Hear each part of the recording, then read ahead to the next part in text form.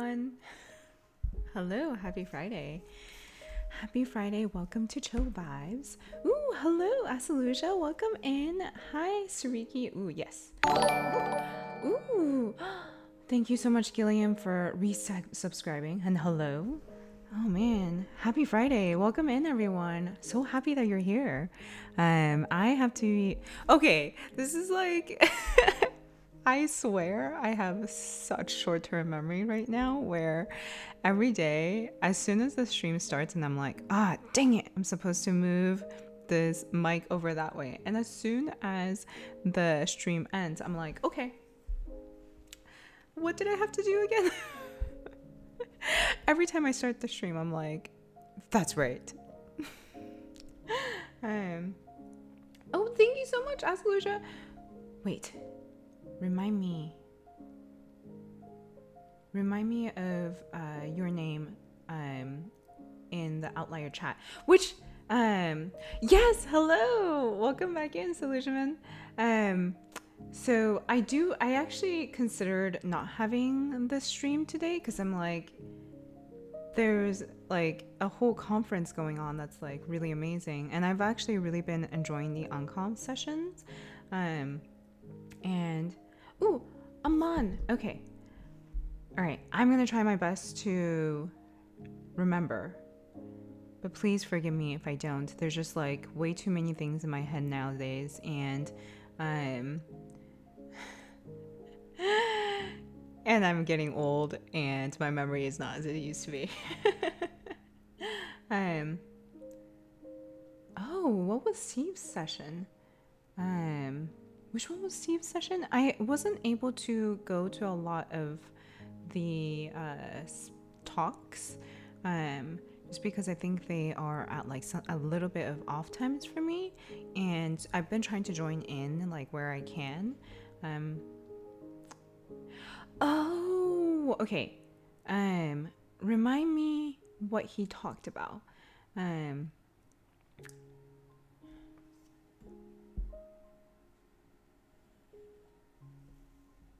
Oh.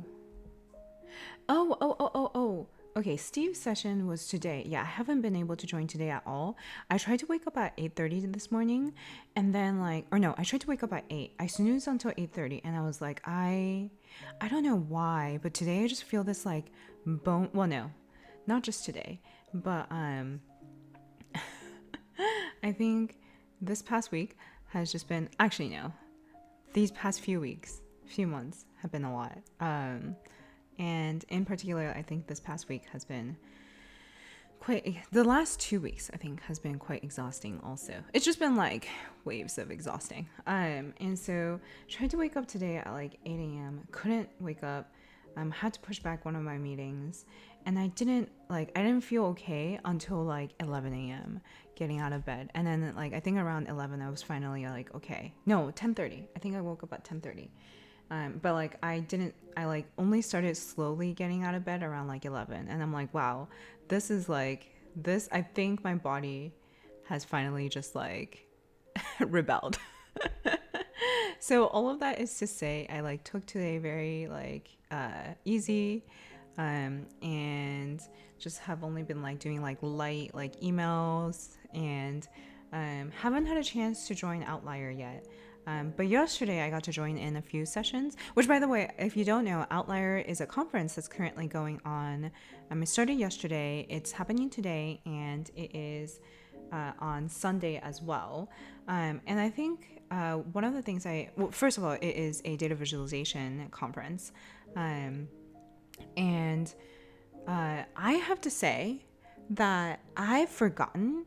Like, I don't think I realized how much I missed dataviz conferences until I was in Outlier yesterday, and I was like, oh, this is my people. Because I think that, I think the last dataviz conference I was at, like purely dedicated to dataviz, was probably 2017 for OpenViz, I think. OpenVizConf in 2017. Wow, that was a while ago. Because I think I've been to the 2018 IO, but IO is not purely dataviz. Like dataviz is like one of the one of the things that they talk about, but like IO is like more broadly art and technology. And I feel like I haven't been to another like purely like data visualization conference in a very long time. Mostly, yeah. Yeah. Wait, okay. Tell me if you um tell me of like data visualization conferences that you enjoy and that you've gone to and then really enjoy. Because I feel like in the last few years, well, 2020 not counting, but like even 2019, I don't think we had OpenViz. Um, so I think, and I don't use Tableau, so I've never gone to any of the Tableau conferences. I've heard really good things about Tapestry, but I think it's been such a long time since I've been to a dataviz conference, and it was like I like dropped in where I could, which I think I both love and am sad about, because I feel like the fact that like I can drop into sessions like where it makes sense in my schedule is really helpful. But at the same time, I think the fact that I'm I'm not there, and I'm like that it's not a dedicated time that I set aside to go to the conference means that I'm not like able to see everything.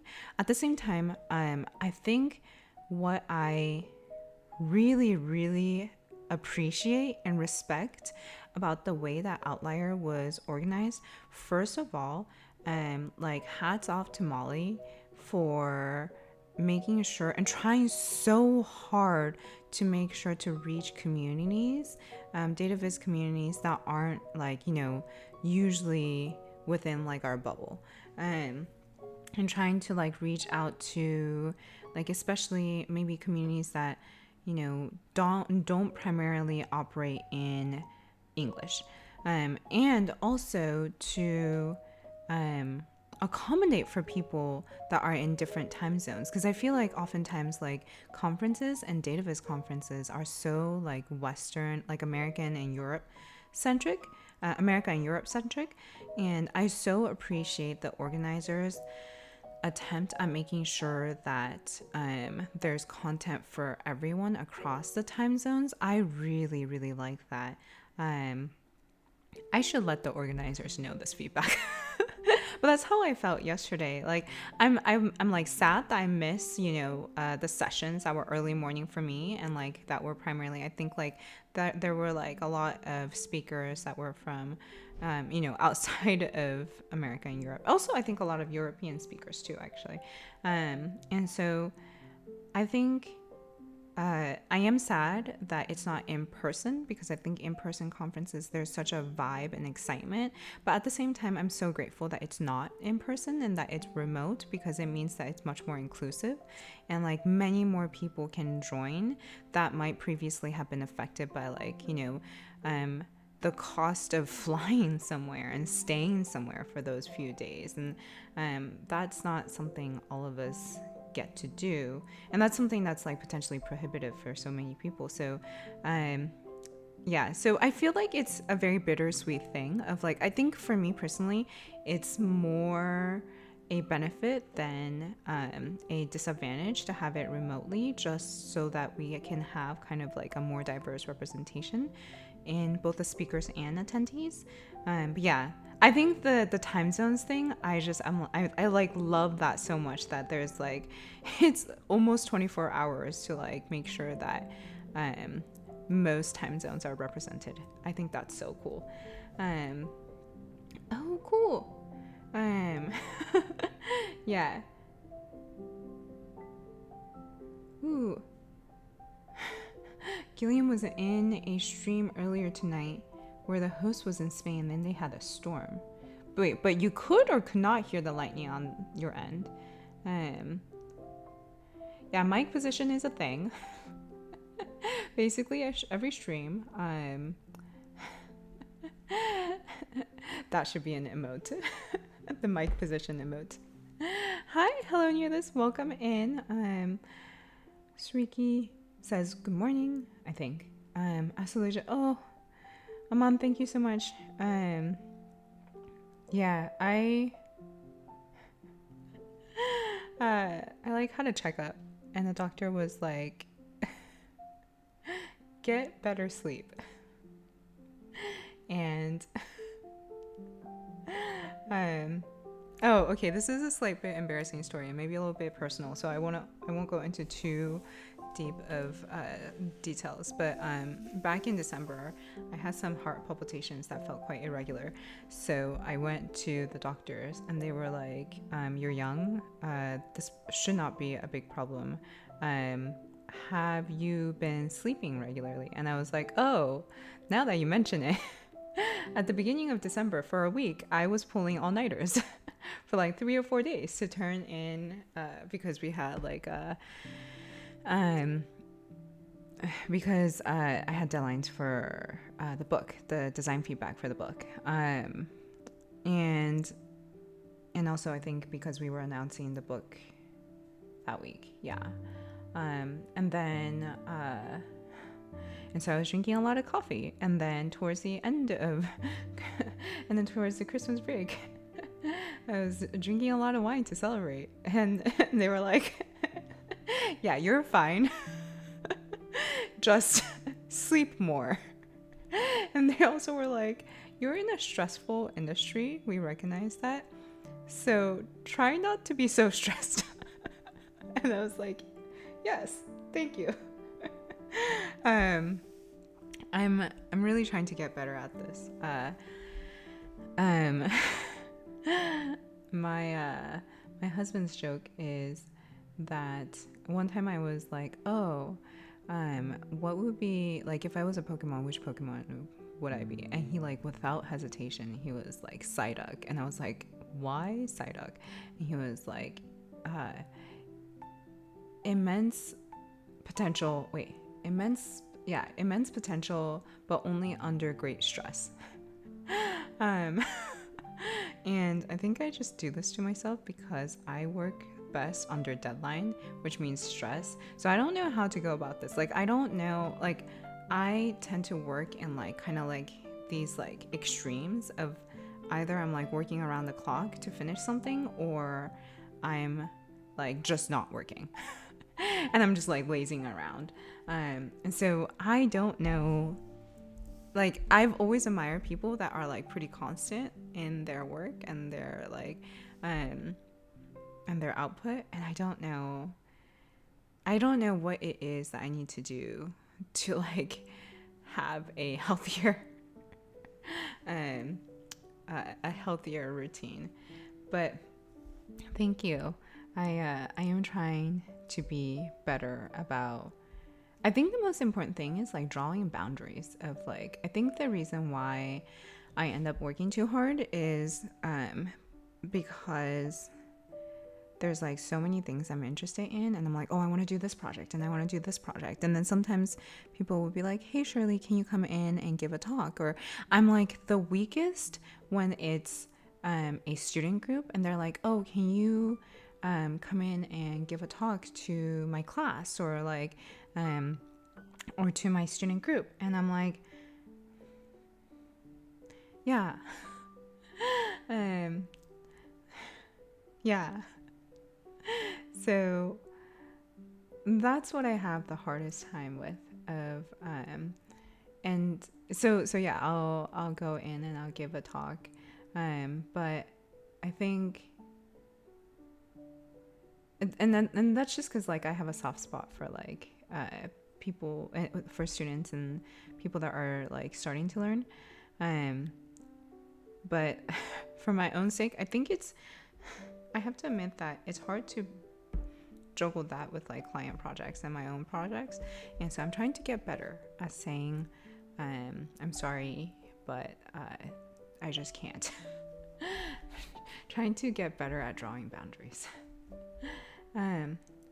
Oh, interesting. Gilliam says, I'm seeing the delay today as well. Half a second.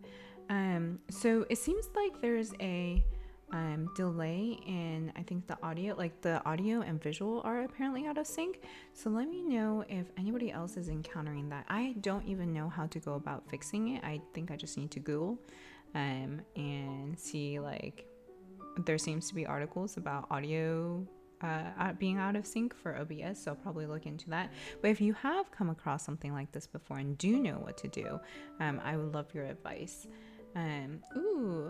Aman says this was their first conference, entered the space only a year back from finance. I also finance. I'm very, very interested in hearing your story about how you made the transition from finance to here. Like, what was the trigger? Hello, Satsumeka?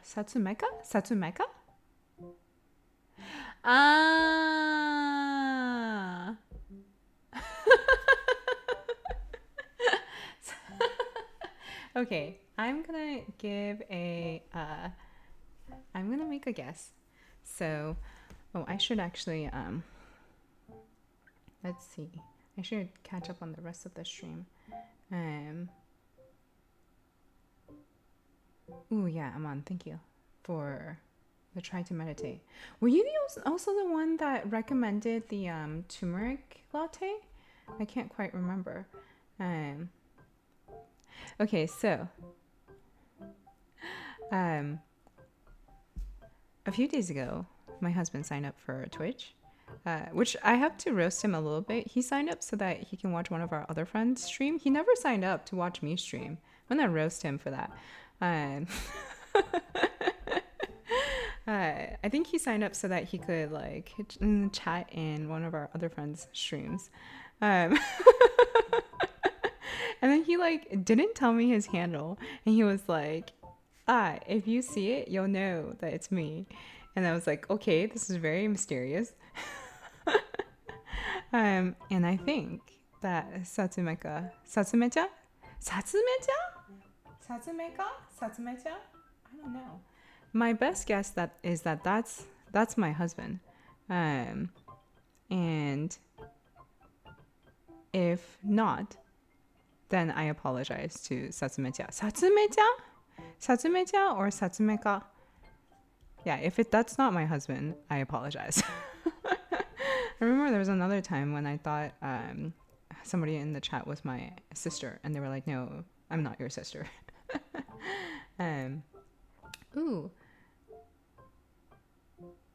Oh yeah, but Satsumeka says, it's okay, Tableau Conf talks less about dataviz and more about Tableau. Yeah, fair enough.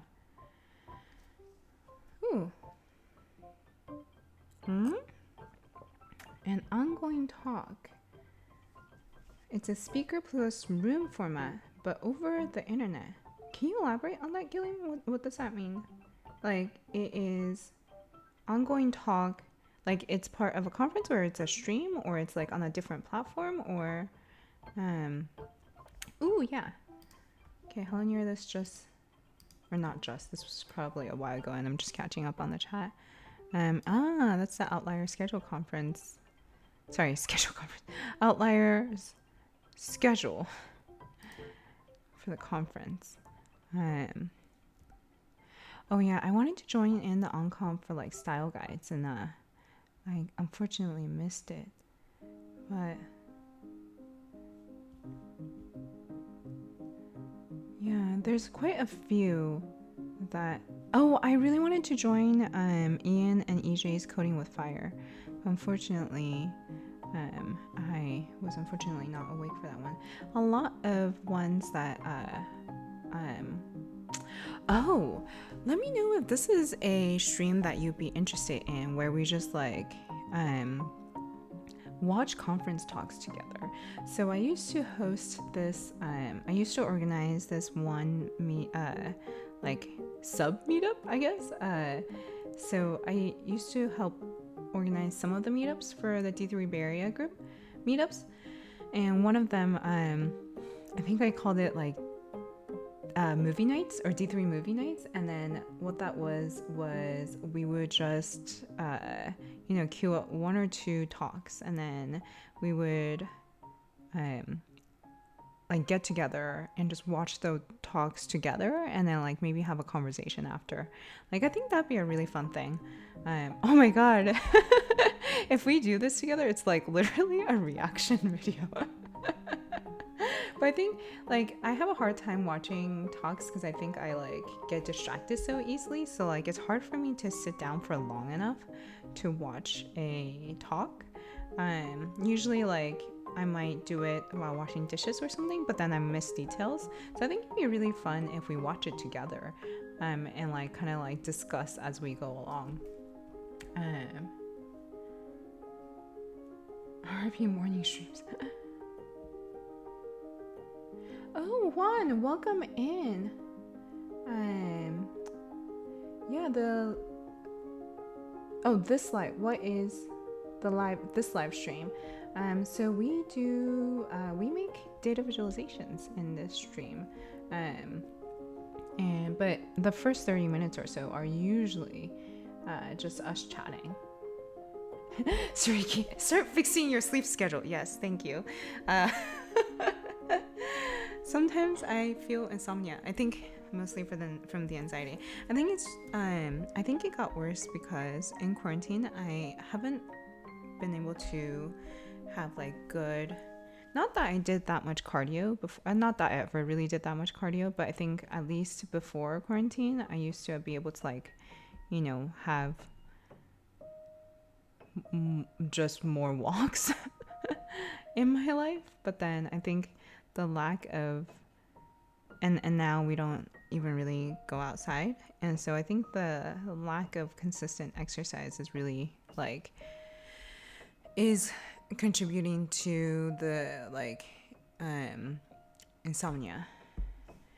Well, no, I shouldn't say it's the lack of consistent exercise. I do try to do I've been kind of bad on this in the last 2 months, but I do try to exercise inside. It just I think cardio is really what helps with like stress and anxiety, and I think that's been harder to come by, harder to get since quarantine started.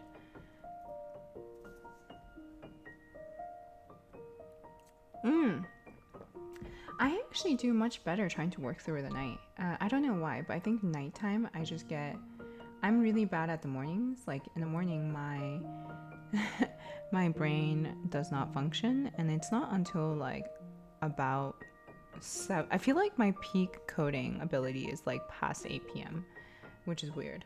That might just be because of my old college habits. Yes, boundaries. Hello, Jacob. Welcome back in, I think. So yeah, it seems like the audio video seems to be okay for most people, so I don't know.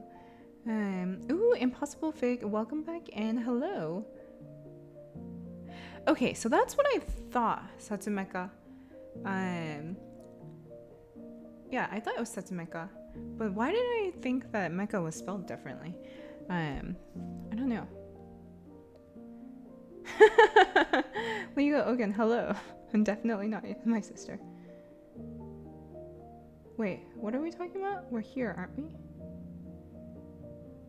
Mic on the same side. Yeah, I forget every single time. Impossible Fig. Wait. This is the problem of me being so slow with the chat, where I don't even know what I was talking about. We're here, aren't we? Yes. Well, what is that in response to? Yeah, we should watch bits of conferences. I don't know if anybody else does this, but I'm sure a lot of people do this, but maybe this is just my impatient nature, where I put videos on like 1.5 or 2x speed. I don't know if people will get like annoyed if I do that if we're watching conference talks together. Ooh, okay. We have at least Aman interested in the movie night idea. Movie night being where we watch conference talks together. It'd be a fun... Whoa, Nightbot.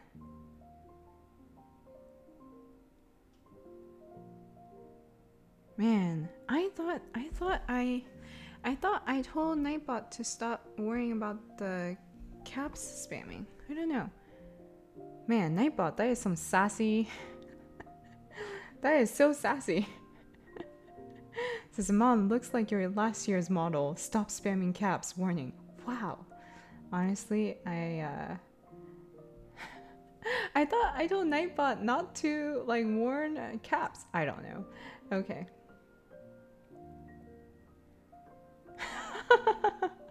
I don't think I want to. Okay. I'm pretty sure the Peloton was a joke, but I'm like, what is it? Like 1,600? It was a six. How much is a Peloton? That just seems really ridiculous. Yeah, the just like even just being around outside and like walking, down the street or something. I really miss that. Oh, Helenier, this says the audio has like 100 to 200 milliseconds lag. Huh. Okay. In that case, let me put on. Oh man. Uh, we should keep like a collective list of the things I need to do for our stream. Because there's still emotes I need to do. Oh, I've been wanting to do like so I mentioned like the fairy lights and having that light up anytime like somebody sends some sort of an emote or something.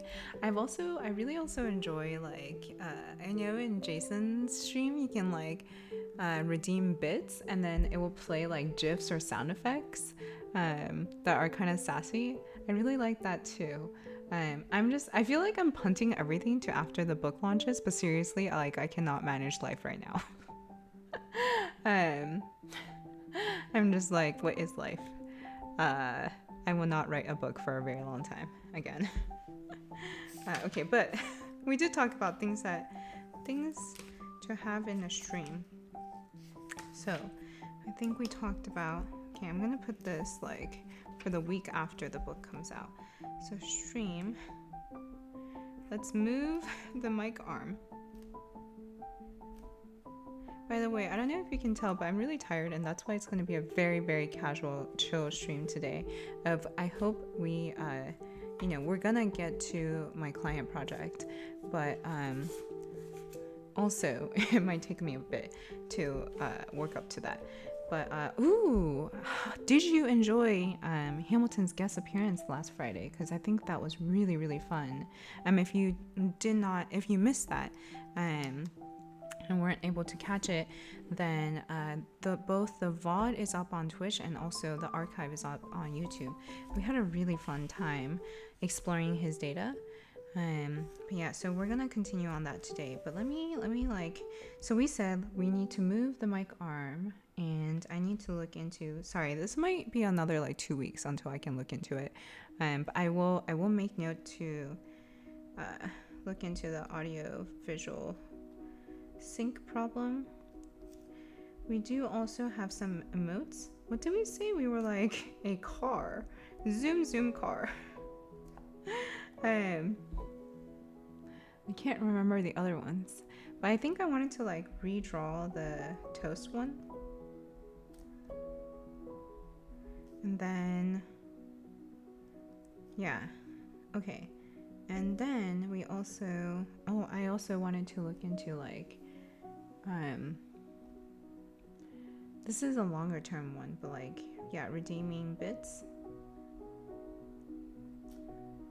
for like certain things. I think that'd be fun. Okay, that is now on my schedule for like 2 weeks from now, so hopefully I'll like start slowly getting through it. But yeah, oh man, what a Friday.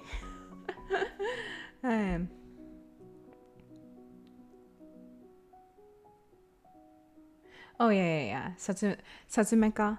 Yeah, I'm thinking of like mecha, but like that's like mecha. Like, well, no, it's really very like mecha. But like that, I think has 2 C's, so I don't know why I was thinking that. Also, Satsumeka.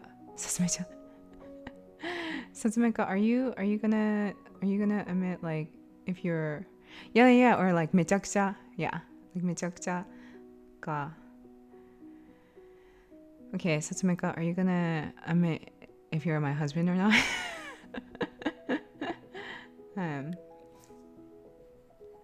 Oh. Yeah. I think I understood what you meant, Gilliam. The lip sync is off. the audio and yeah. I understood that. That was my understanding when you said that audio and video wasn't synced.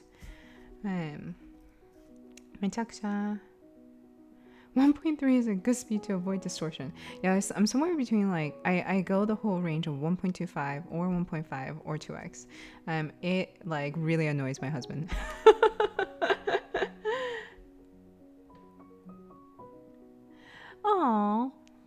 Oh, thank you, Gilliam. Sorry, I guess I just get to the chat too late to like get your clever reference. Yeah. But hopefully the fact that there's another day and a half of the conference, I really hope I catch some on Sunday. I think I'm just like mentally not gonna be there for today. So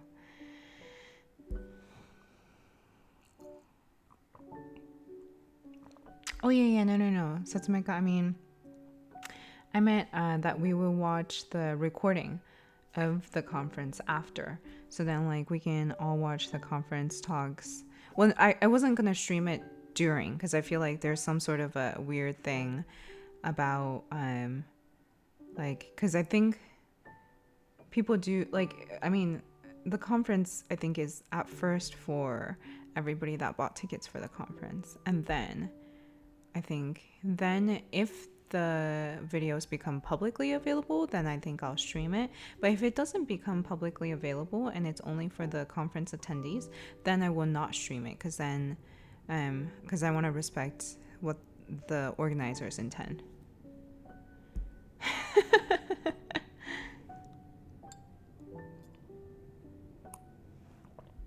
Oh yeah, raid. Yes, Gilliam, thanks for the reminder. Every time at the end of my stream, like I'm like, bye you guys, and then after I say bye and I turn things off, I'm like, crap, I wanted to raid. So this is a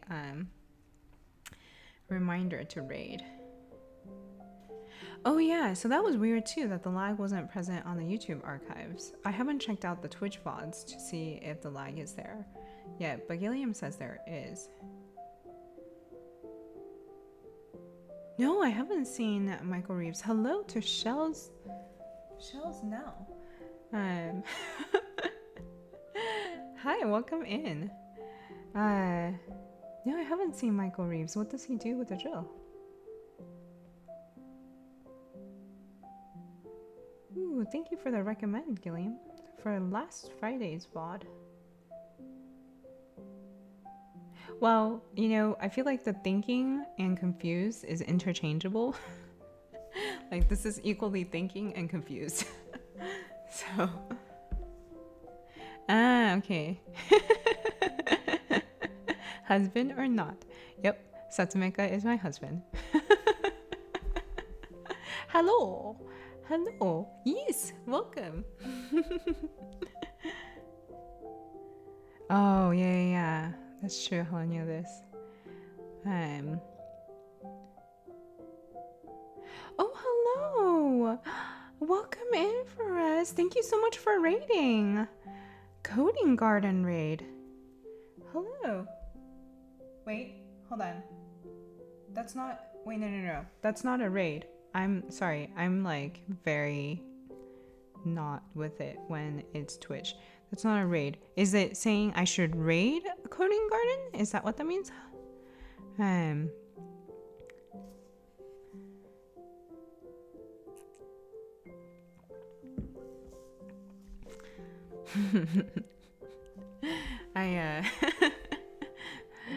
My husband I think told me,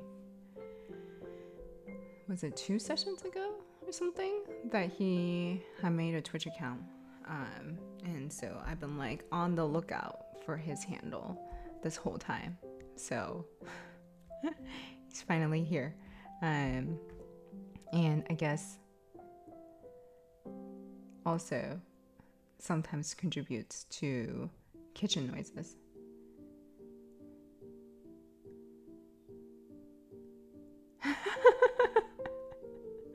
Oh, That's a fair point. But I don't know how to do a thinking. Yeah, I guess the fact that there's question marks all around it makes it look like I'm confused. Oh yeah. So Satsumeka.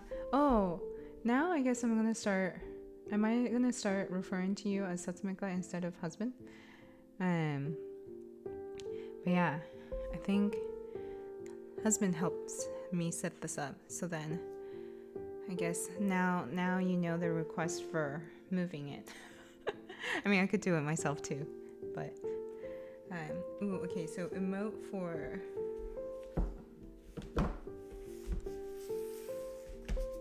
a thinking face instead of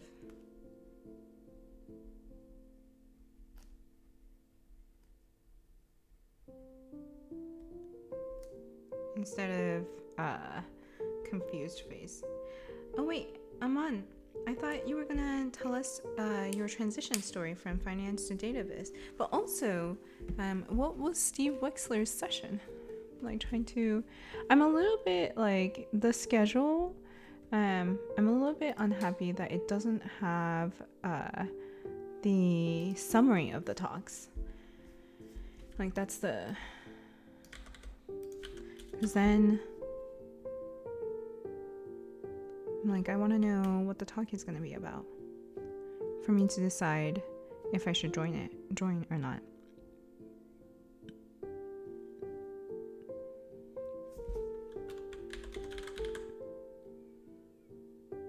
Also, the fact that it doesn't show their names on the schedule.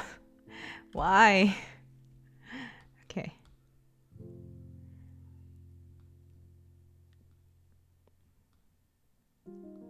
Ooh, that's a good one. I finally found Steve's talk. It's how to get your organization to value data visualization and you. Ooh, please share with us what you learned, Aman. Math symbols.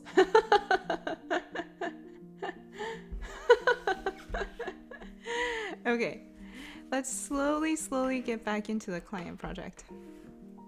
All right, so today's client project is, it's the only client project I've been working on this stream. But, okay, let's get back into Mozilla. Ooh! Hello, Nerdy Curious! Welcome back in. Thank you for complimenting my blouse. It's one of my favorites. I just got it back from the dry cleaners. Because it's definitely one of those materials that you can't, it's like so pretty and I love it, but it's like one of those you have to get it dry cleaned. And I reserve it for just talks when I used to, go to conferences, and now I reserve it for the streams and events. But I had to send it to the dry cleaners, and I just got it back last week. Yeah, thank you. I very much like it. Oh, and I was gonna pair it with my newest earrings that I made, but then forgot to pair it, and started the stream, which is these. It's my latest iteration of my Lunar New Year. Ooh, yes! My Lunar New Year earrings. So I don't remember if I shared my other earrings before. The other Lunar New Year earrings I made. I don't know, I can't remember if I shared it in stream, but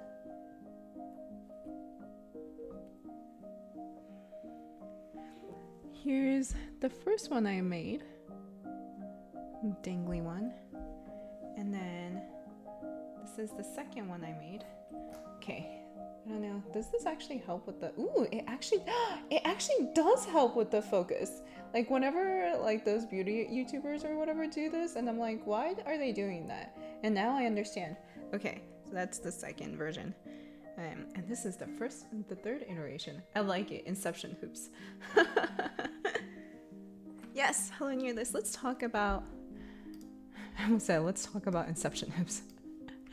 Let's talk about Brain.js. Let me move to the desktop. Yeah. Ooh. So this is what Hello New This has been working on. For how long have you been working on this? But it is, yeah, a machine learning training for color palette recommendation. Ooh, so color palettes are randomly generated and then we can rate them, and that should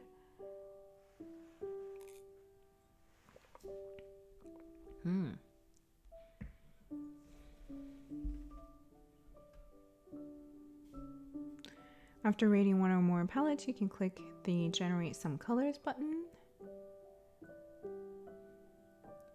Ooh. Wait, hold on. Okay, so. Oh, thank you.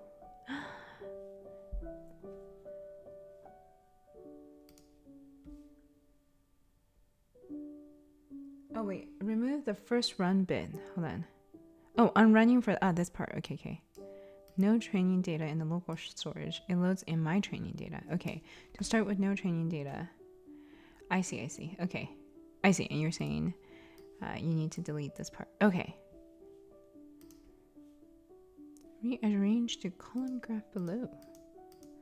Ooh. Okay. I'm not gonna change any color yet. I'm gonna say this is, to me, probably like a 6. Ooh, this is fun. So this one to me is like, purely from an aesthetic perspective, I don't like brown. Wait, hold on. Remind me, Hello Near This, of, you're trying to make a categorical color palette, right? Like this is not supposed to be, it's not supposed to be sequential. So I'm trying to rate it for like how distinct the colors are. So like for example, for this one, I will have to have it a 1 because that previous one, the 2 like green teals were hard to distinguish. And for that matter, I feel like these 2 colors are pretty hard to distinguish too. Yeah. Do you put in any sort of there is, okay, cool. So it's supposed to be for if you want like a categorical set. A request I have is when you are generating the color palettes to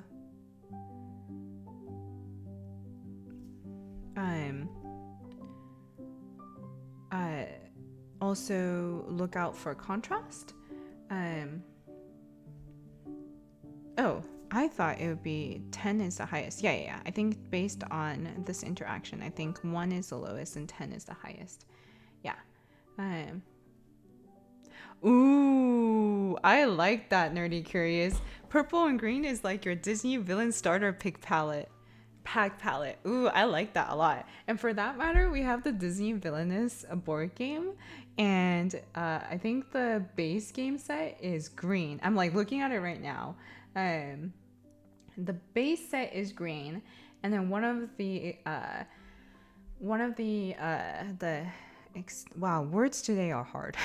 Extensions, not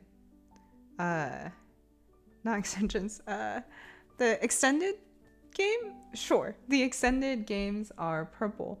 I agree, and actually, the other one is like brown, and then another red. This is a really good villain, Disney villains. Ooh, I like this. I wish I had a Disney villain data set. But yeah, how do you save them then?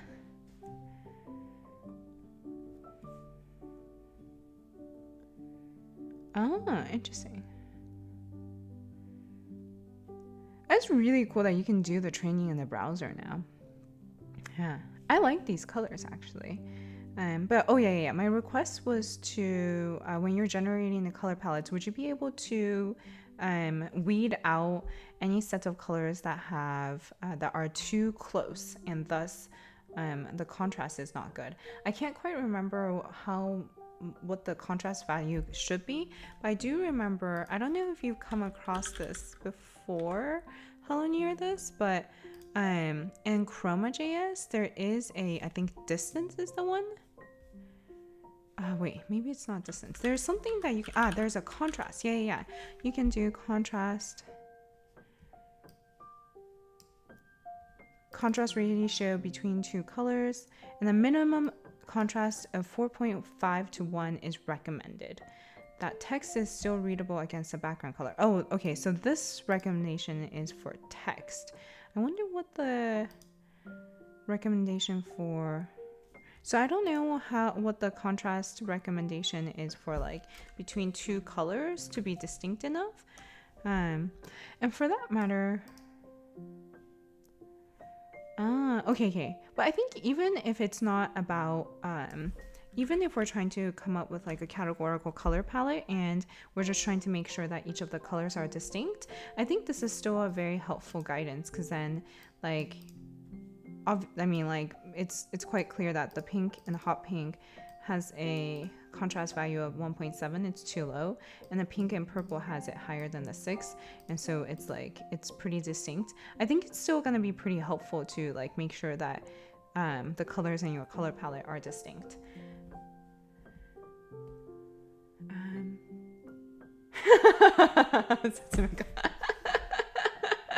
Yes, expansions, thank you.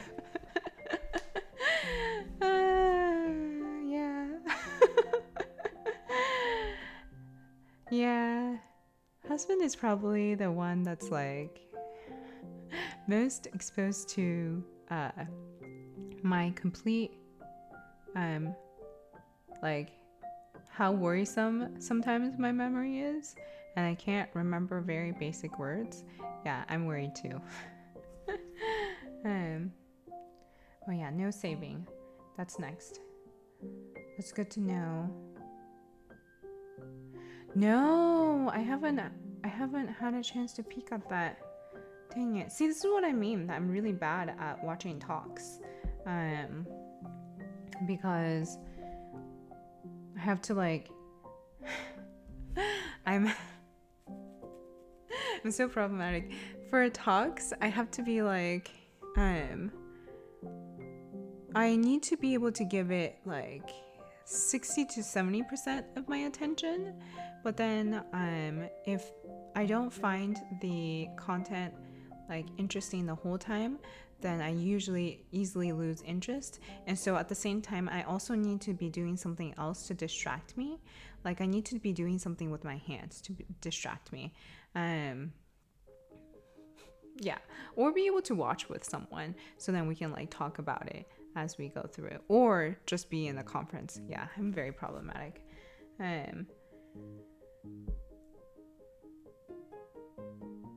Maybe Gilliam, you can suggest the talk once we start doing the whole like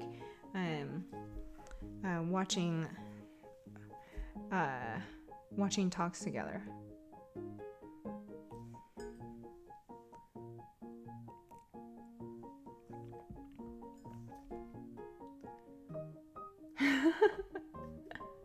I appreciate that perspective on the fact that if you've learned several languages, sometimes the brain just pieces out. I'll just keep using that as my excuse. I'll be like, well, to be fair, oftentimes I've actually had this problem where I'll like want to say something, and like the only way that I can express something is like in a different language. And so the happiest I feel like was I had one friend back in college that spoke exactly the set of languages I spoke, which is English, Chinese, and Japanese. And so she was fluent in English and Chinese and semi-fluent in Japanese. And that was the funnest conversations some of the funnest conversations I had, because then like I can just say things in like one language and she'll like understand what I'm talking about. I don't think I've since met anybody with that exact set of languages. I don't know. But yeah, sometimes it's very hard to try and express myself in if I already have a word for it in one language. I just like really struggle especially trying to like translate it to English.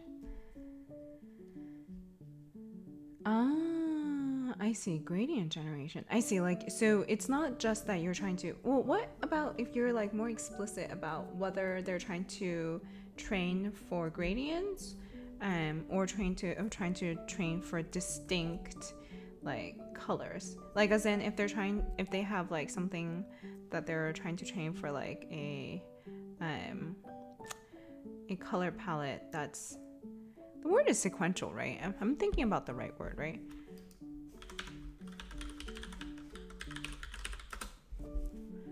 Yeah. Okay. Either sequential or diverging. So either trying to go for categorical, diverging, or sequential. That might be really helpful to like kind of just have like a option to switch between training those. Hello, actually, welcome in. It was .css, that's right. Okay. Actually, it's a pretty short one. I don't know why I didn't watch that before. Read color hex codes. Ooh, actually, it's pretty short, so I might just watch it when we're offline.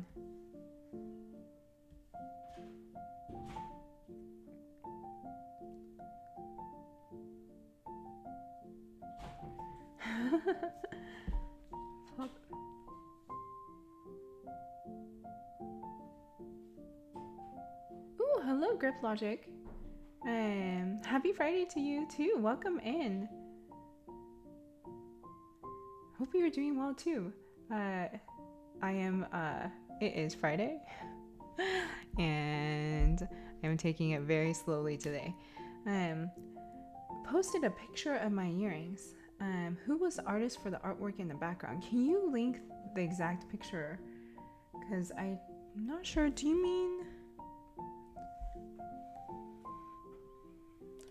mean this one? And then, or there are some in my background as well. Yeah, okay. All right. Let's do the thing. Purely for the villainous, I'm gonna, oops. Ooh, oh, I like this one. Oh, well, except for these two. So maybe actually, what if I change a hue? I like these colors a lot. I don't feel like, oh, okay, the hue is changing very slowly. Got it. Oh no, oh no, oh no. Okay, now it's a little, ooh, actually, this is, I think, distinct enough. This one, I like. Ooh, I like this a lot.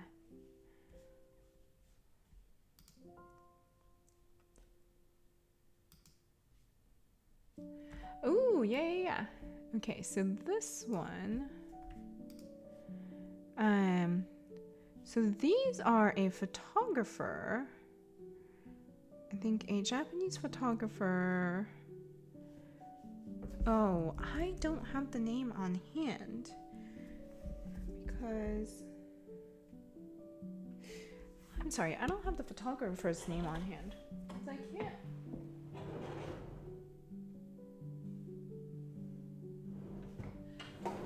I don't quite remember where I've like put the box that the pictures came in. But it was a Japanese photographer. I'm sorry, I'm blanking on the name. These three are from the Ghibli Museum. It's okay. We're trying to do a chiller stream today. So these three I bought from the Ghibli Museum. So I don't know exactly who the artist is, but presumably an artist at Ghibli. And then these are postcards from Naughty.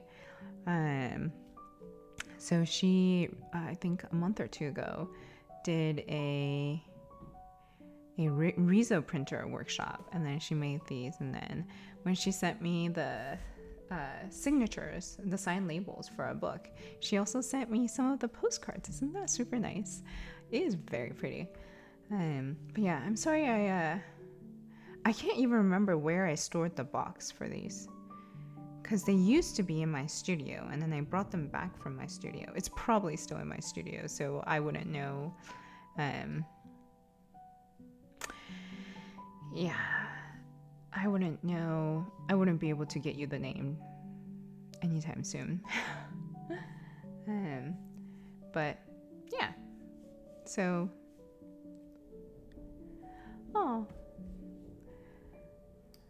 okay, let's do on the right side of the photo. Art on the right side. These, right? So these are Ghibli Museum postcards. So I wonder if you can find them online. So this is a postcard of the outside of the Ghibli Museum. These two. Yeah. Ghibli is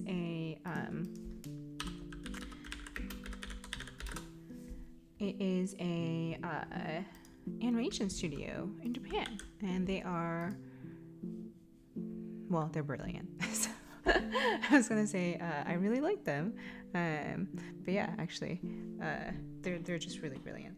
I was gonna try and describe like what they do, and yeah. Anyways, okay. Do I even have the brain capacity to code today? I don't know, but I need to work on my client projects. So,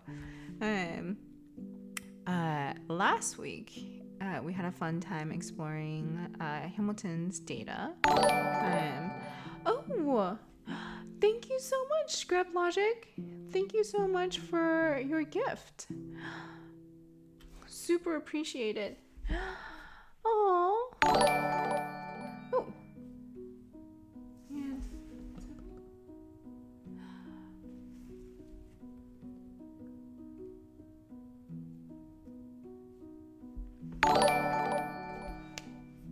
Thank you.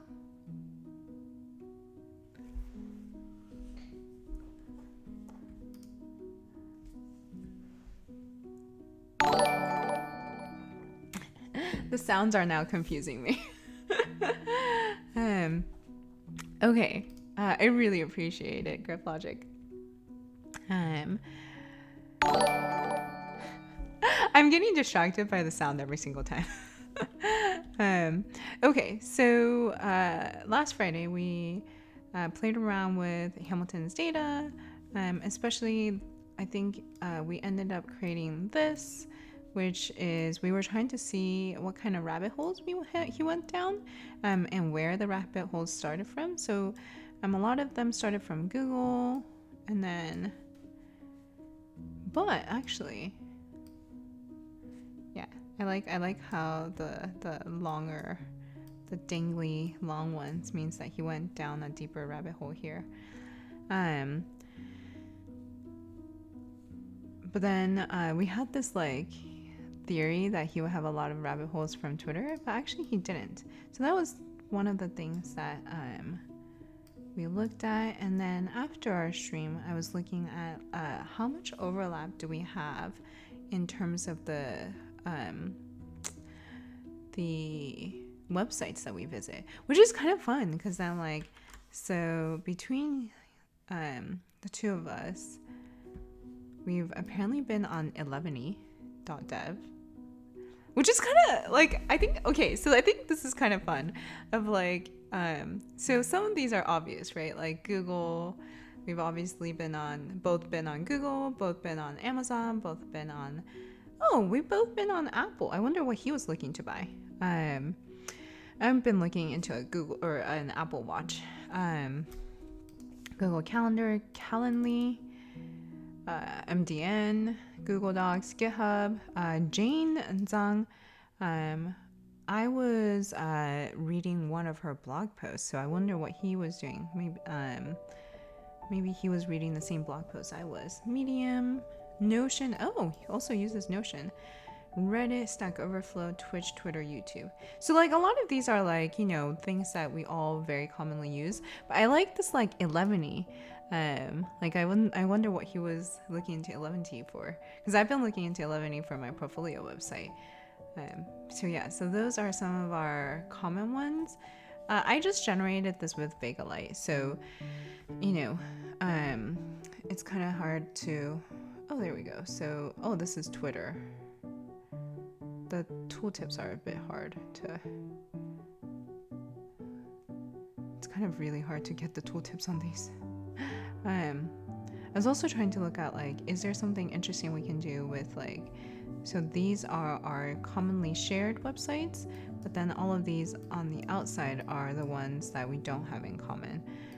But I think that for this particular one, this is not as interesting if we cannot categorize these websites. So for this week, some of the we need to wrap up the data exploration.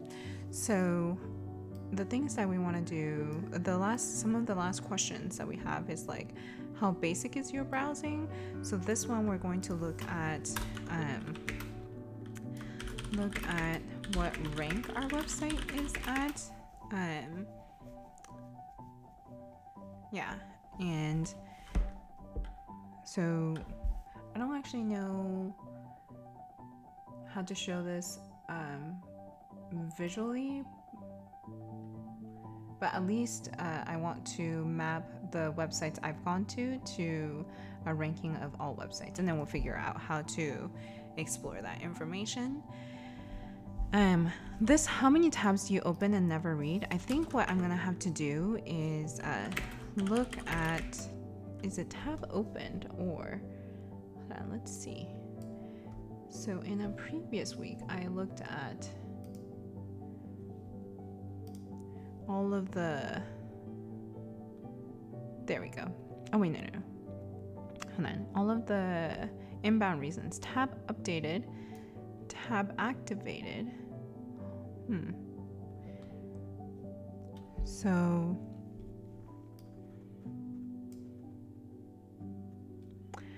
I think you need to look at these inbound reasons and then maybe find the ones that never became active or that only had a few seconds to it. I'm not quite sure how to like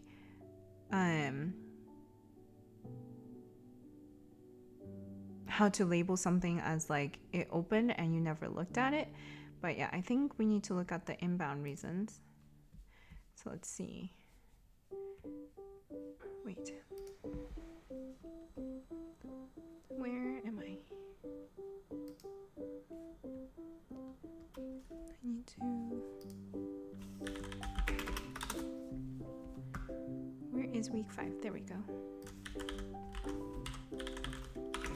Okay, so for this one, I need to look at inbound reasons. Whoa! What happened to my...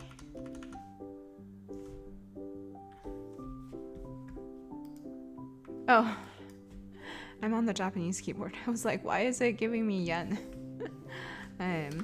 Okay. Inbound reason. And filter for those whose elapsed time is maybe less than 1 second or never appeared again. And then, yeah. So that's probably how I would look at it. Yeah. Potentially, how long did it take for us to close a tab? Ooh, what is the total elapsed time? Like total elapsed time before closing a tab.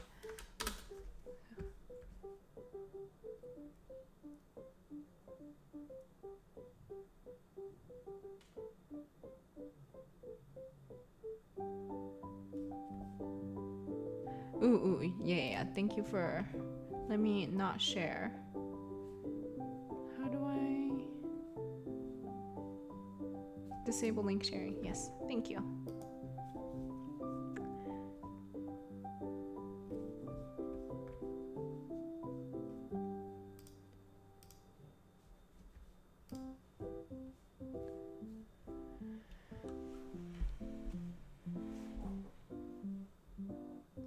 Perhaps he was reading the Safari docs. Clean up the very full initial graph. Oh. Do you mean this one? I think this one was like...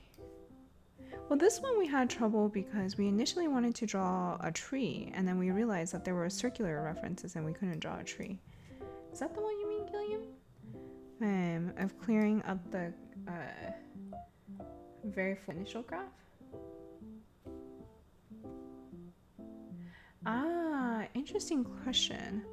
That I'm not sure. That has to do very much with the data collection. So, how to exclude redirects like t.co. Yeah, I feel like that I don't quite know as much.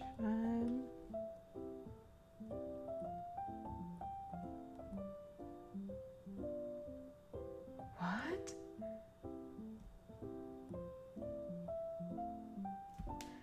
Oh, wait. Alt-shift on Windows to switch keyboards. Keyboard shortcut to switch keyboards. Yeah, I can't ever remember the one for Mac.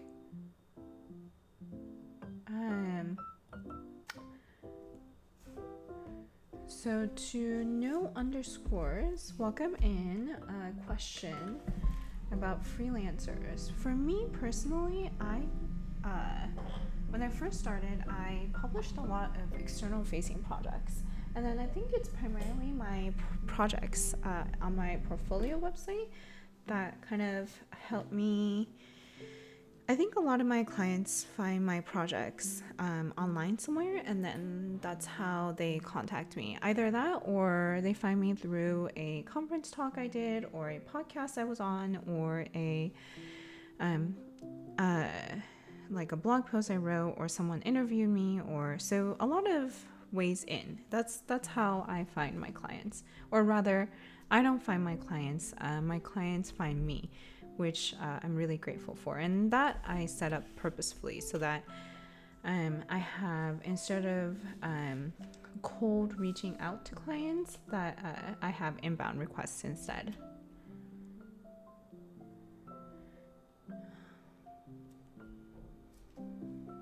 Yeah, Jacob, I use D3.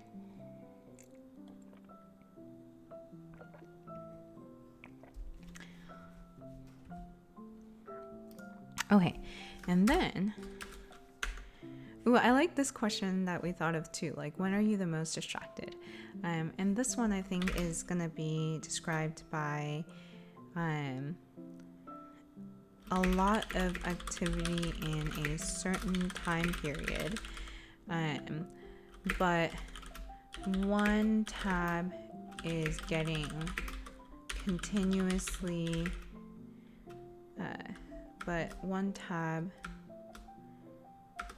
like continuous is like the thread that continuously gets attention, if that makes sense. But I don't know how to like programmatically find this. Like this one I'm a little bit, so yeah, it's like, okay, so if we, for example, look at any of these that have all these activities across a certain time period, I feel like it's maybe it's to try and find when we have, okay, I'm trying to think this through. So each of these white bubbles is a website we went to. So we're distracted if, every few minutes or every few certain amount of time we like, actually I guess we can see where we had a lot of really short elapsed time on a certain website. So I think it's maybe how to do this.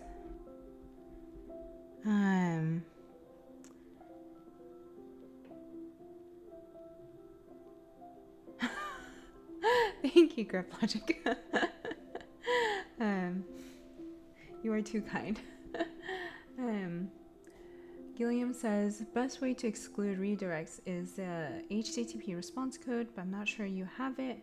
So yeah, I don't think this would be something that I would do. I think it would be something Hamilton writes into his plugin for the data collection. Filter out activity of less than a second or something. Yeah, that I think we've talked about also, of filtering out activity that is either too long or too long or too short. Because too long is like when somebody becomes inactive on the window, and then too short is like maybe they're just like tabbing through or being redirected. I think that's true. Although I think that we can't just filter out activity that's less than a second, because that could filter out potentially like if you open up a new tab and you never read it. And I think that's very interesting. Oh, short would fix URL typos. But yeah, but I'm curious like how we might go about the like how would we go about the if you open up the tab and never read it. Tab focus active time. But then actually I need to understand all of these like inbound reasons better. Where's the inbound reasons?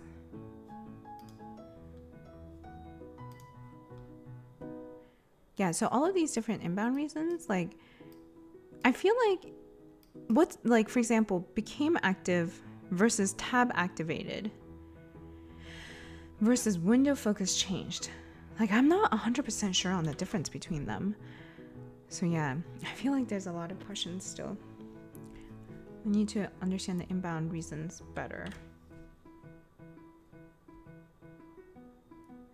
Oh, I found, I don't know if this is true for everyone, but I tend to, there are definitely tabs like news articles that I open and I'm like, I'm gonna read these, or like documentation or like new libraries. I'm like, I'm gonna read these, and I open them up and I have all of the intention of reading them, and then I never do. And then like weeks later, I'm like, okay, let's be real, I'm never gonna read these, and I close them. I think it's very interesting.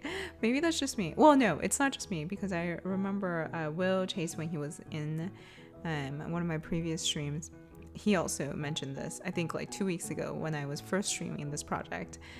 He also mentioned that as something he's interested in. I think there's definitely a lot of interest in like the tabs that we open, because I feel like there's like either people that are like very religious about cleaning out their tabs, or people like me that like open up like so many tabs and so many windows.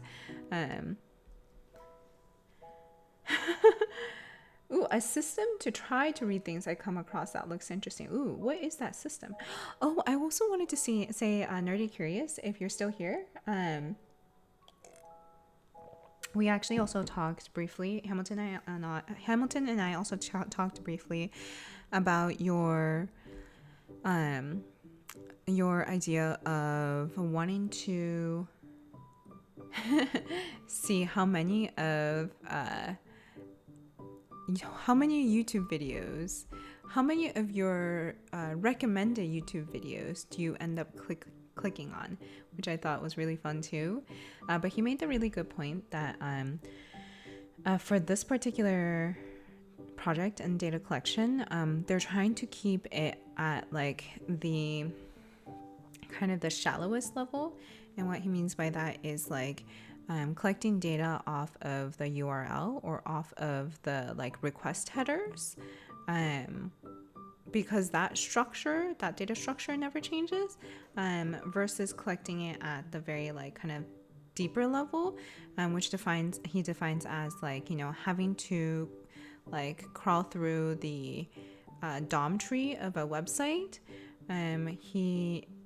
That one is a lot harder to manage, because like the big websites like YouTube, like Facebook and Twitter, it seems like they know that there's like a lot of people that are trying to crawl through the DOM structure, and like, you know, get information. So they change the structure around like every once in a while to like break those scripts. And so it ends up being a lot of like overhead trying to maintain the scripts that are trying to like collect that data, which I thought was very interesting because I never even thought about that.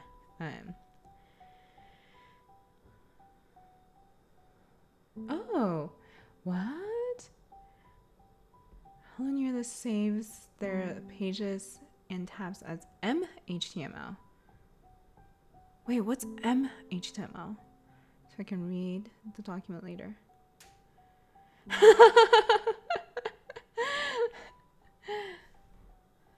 Zernitic, I feel you. I currently have, I think, 3 windows with many tabs open. 2 or 3, I think. But I think 10 plus would really start to bother me. Yeah, makes sense to ignore domain understanding. That's a very deep rabbit hole. Oh, very interesting. Use text to speech to read large text pages.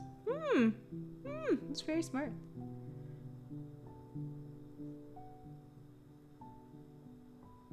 Oh, Jacob, I've tried that too. Like, I've tried like Notion docs with like links. I've tried Medium articles with links on things I want to read.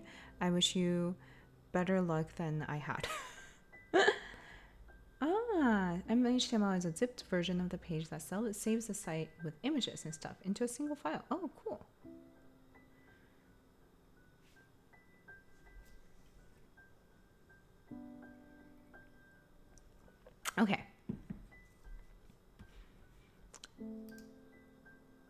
Okay, so this one is the one that I have the least idea of how I'm going to programmatically get this data or like massage the data to get this information.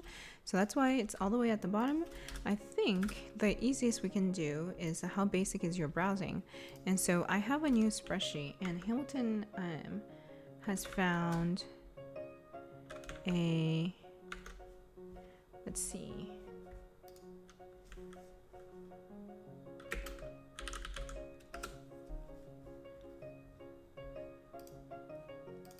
The top 1 million. Oh, wait. Oops. Oh no. I'm sorry I did this. Okay, stop. Oh no, my Mac. I accidentally double clicked on the CSV file of the top 1 million websites, and it's 23 megabytes. And I don't think my laptop is happy about this. Okay, that is not what I intended. I just want to import. So I think if we are going to end up using this like external data set,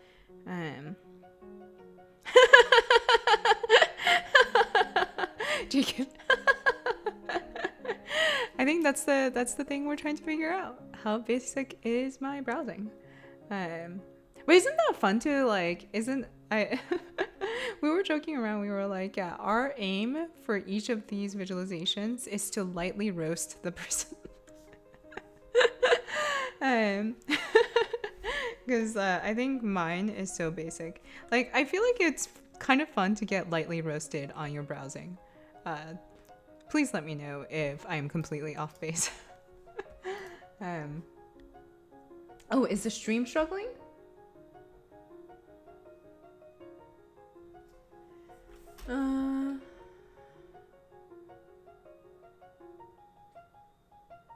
Oh, what an interesting point, Gilliam.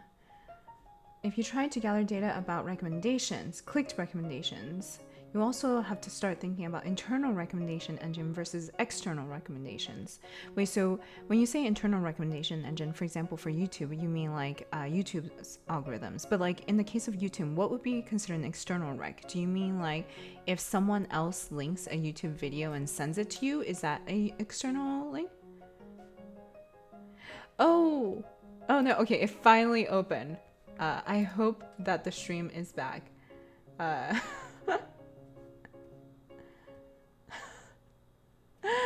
No, Gilliam, it wasn't your network today. My bad. That was, yeah, my bad. Okay. Yeah, the file has stopped loading. How long did that take? Even with my beefy new laptop.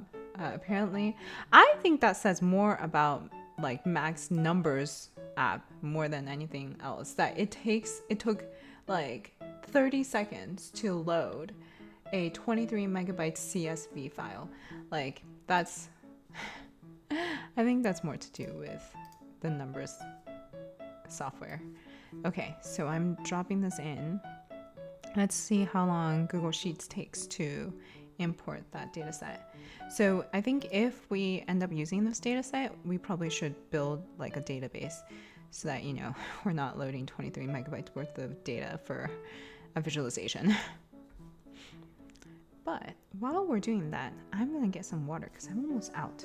Oh, and I've heard, okay, so I think someone in a stream way long ago has mentioned the hydrate button or something.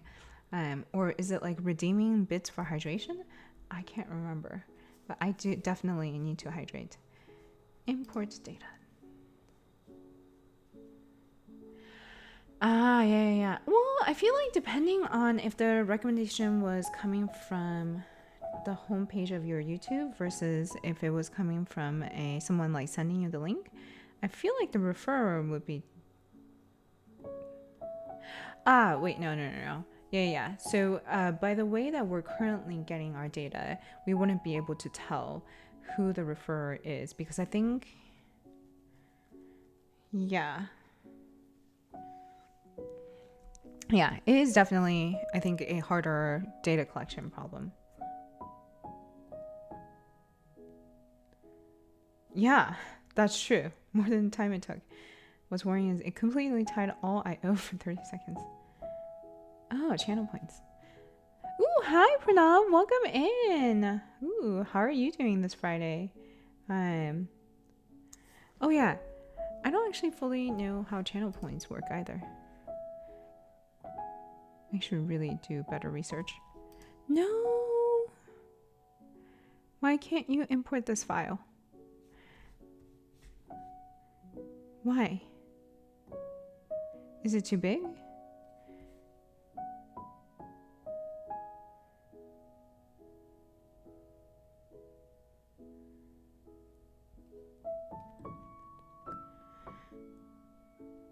Huh. To set OBS to have CPU priority to avoid those glitches when streaming. Me neither. Also, I am really enjoying this music. I know it's the same music every stream, but this song I really like.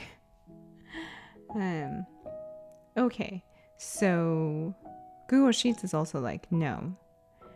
But seriously, it's not. Okay, hold on. What if I. Why are you saying no?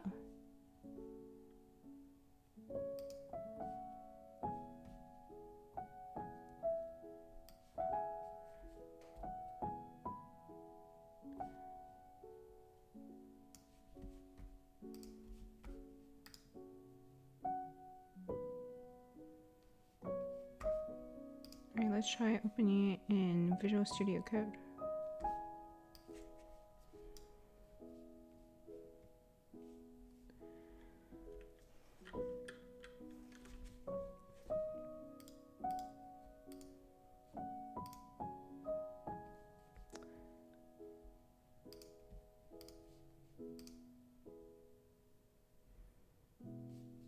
Code was so much faster. Or is it? Actually, is it?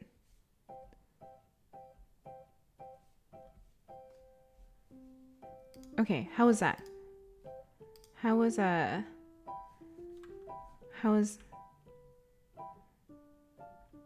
max 20 million? Less than 400k cells, max 256 columns. Yeah, so that shouldn't have been such a problem. But okay, I just opened the same data file in code.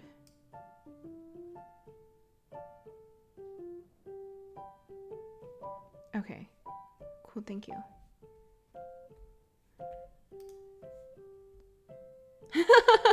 Yeah, with the new computer, I decided to try Code, or VS Code. Okay, wait, no, I was gonna go get some more water.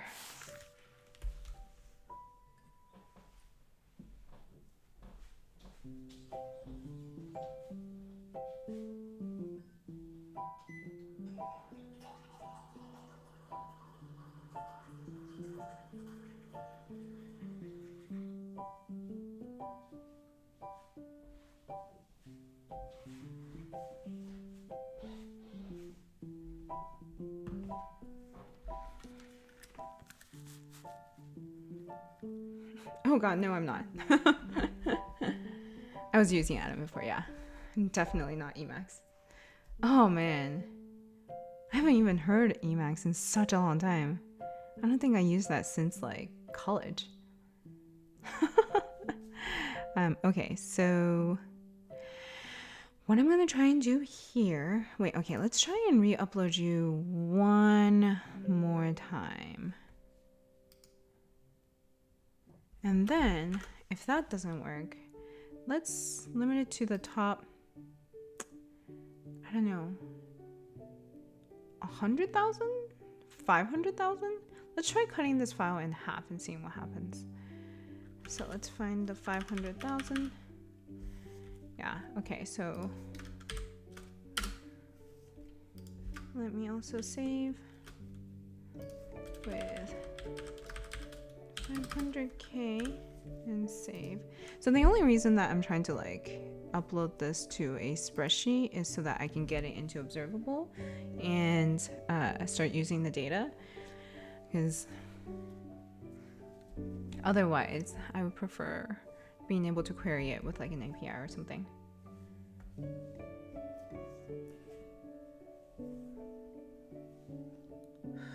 Yeah, the CSV is 21 megabytes. Oh. Unusual D3 view bugs. Please tell us more. I'm very interested in this D3 view bug. I am also very excited that it's the end of the week. So excited. Oh my god. Can't wait for this week to be over. Also agree that Emacs is very... I don't remember much about Emacs other than the fact that I was like really scared of it. Like it just did not feel intuitive. But this was also when I first started coding. Okay, so no, you will not import this file. Okay, let's have you try and import the 500K version to see if this is like a size problem.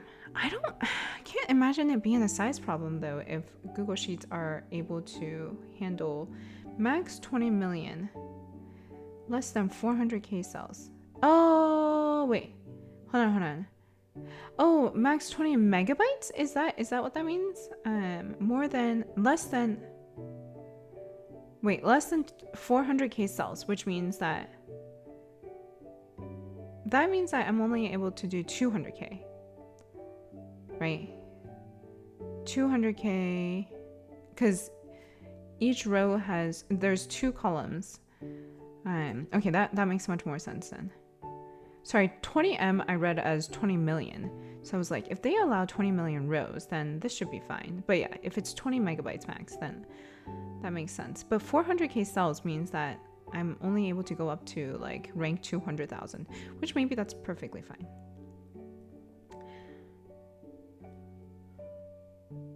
Ooh, hello, welcome in, Francis. Yeah, I'm working on a client project for Mozilla and looking at browsing data.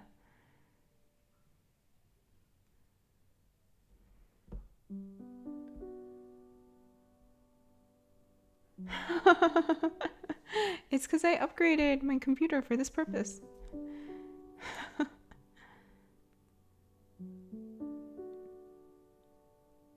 Oh, good point. 2 half documents with Google Sheets. Yeah, Nightbot was on it. Ooh, hello. Oh, Dadu, welcome back in.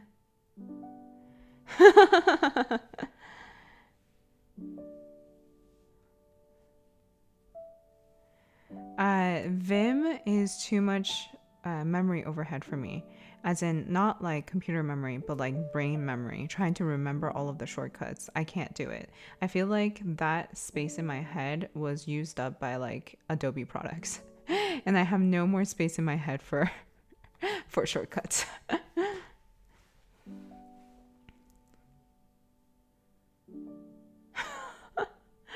Hi, Carl Mark. I don't know how to avoid that, but I think you're in the right space because I'm sure everybody here has experienced that.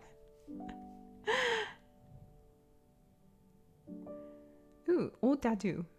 Fair enough. All right, now that we have it cut down in half to presumably about 10 megabytes. Oh, yeah, 11 megabytes. Then I think it should be able to upload.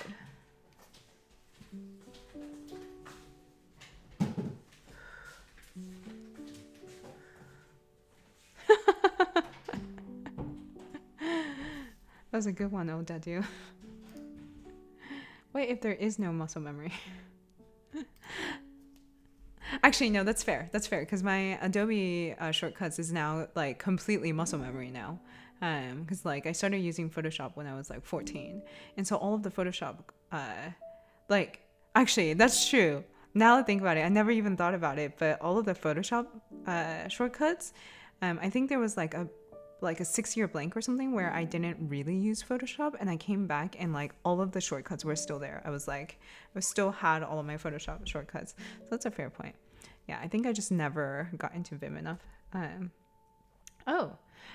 It's wait, what? Yeah, pronounce ooh. Okay. Oh man, I feel you, Jacob. Wait, so I should be pronouncing it old dadu.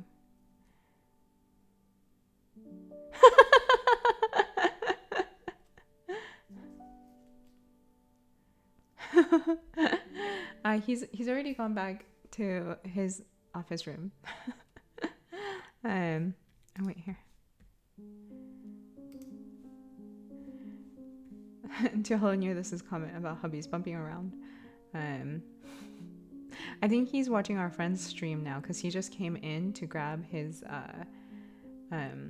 Switch, because our other friend's stream is he streams Animal Crossing and Tetris 99, which I think my husband finds much more interesting than this stream.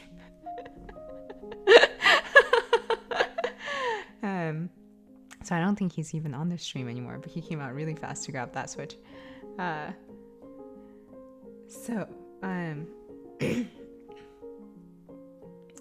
man, I did not keep up the French I learned either.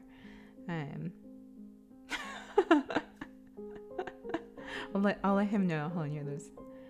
I'm not generating a new data set. I am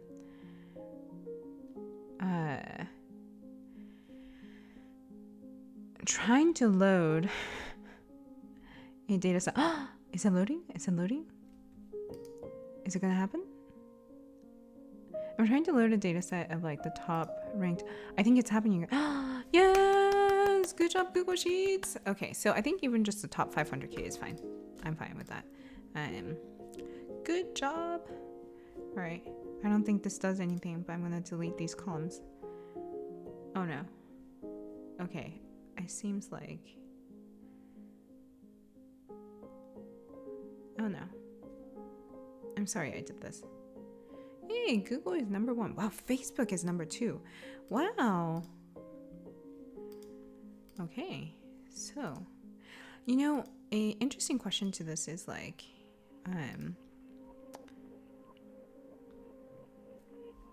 wow, Instagram. Wait, Instagram is number 7, even if it's like a primarily mobile app? That's intense. Is like, if, for example, on Twitter, I think I guess if we're not counting the redirects. Yeah. Okay. So let's do this. Yeah, like if it's like I need to clean up the subdomains and stuff too. Okay. So this I'll call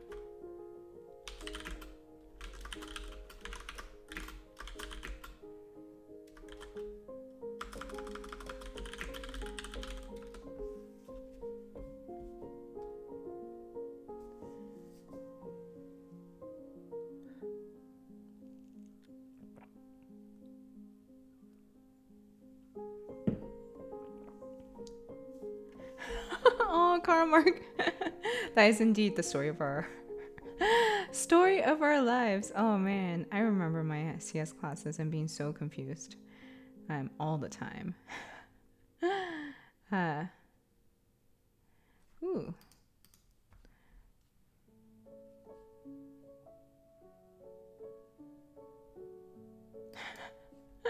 I'm gonna look at the Twitter link Gilliam sent later.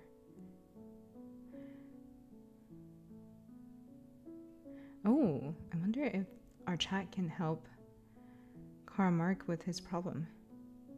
Oh yeah, Jacob, I was trying to load top 1 million and it became top 500k because it was too big. Yay! Congrats for figuring it out, Karl Marx. This data set is apparently up to date-ish, I think. I don't remember when it was. I think it said that it's updated daily, I think.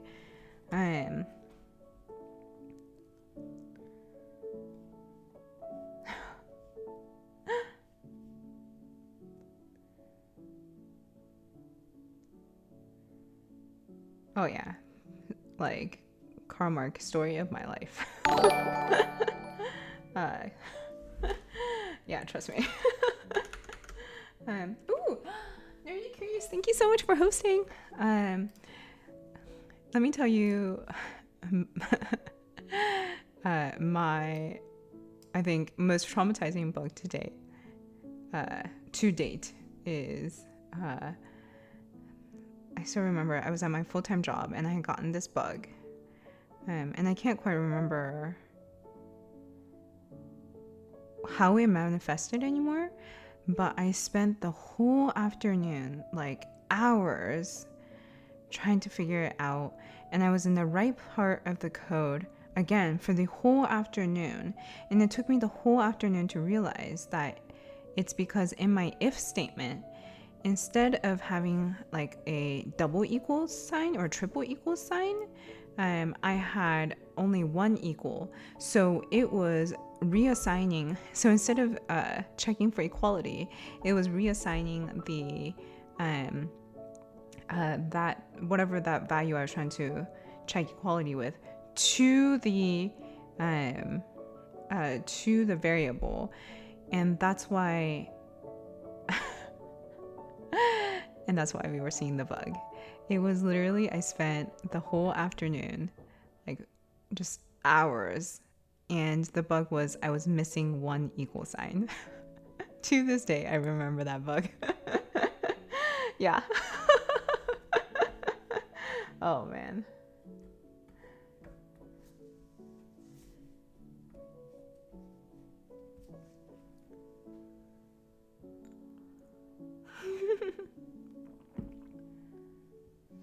Oh no! Karl Marx spent 3 days trying to fix a bug. Turns out I had done 2 x coordinates instead of an x or y. No. It wasn't in this, yeah. It was not in this stream. This was like years ago. This must have been like 6-7 years ago, when I was still at my full-time job. And I still remember the QA being like, did you... I still remember like celebrating with the QA when I found it, but also being so upset. And they were like, it's okay, Shirley. But I'm sure I've done it in chat on stream before too. But I think I'm now quicker to find it because of that experience. I'm now like, did I miss an equal sign? Okay. Let's go and export this. I'm now trying... Okay.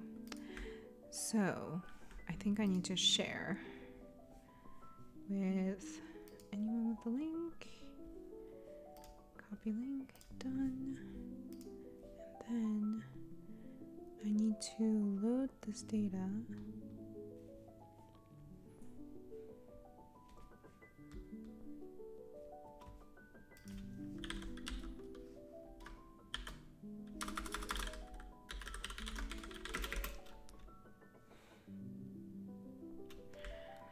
Okay, I can never remember how to load this.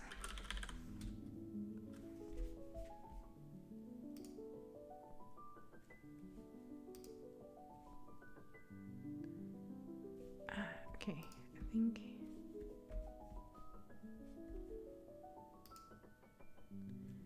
Where do I load my data? There we go. Okay, this is what I need to do. And then replace with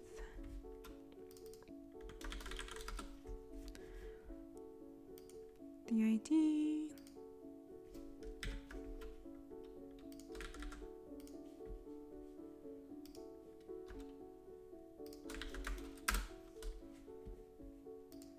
Oh, is it gonna take? Oh no, there we go. Okay. I wonder, wait, hold on. There is, I think the file upload limit for observable is 15 megabytes. So I wonder if it would have been, I wonder if I should have loaded it in observable. Okay, too late now. I just also realized, I don't feel like I actually need the rank column.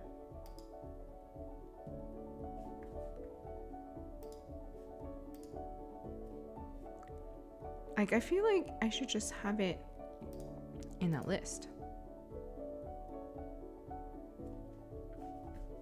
I'm gonna delete this column also. Oh no. All right. It's so surprising to me sometimes, like how much time it takes to like interact with a data set that's like 11 megabytes. Okay, so now I can do this, and then I hope you load faster. Oh gosh, this is not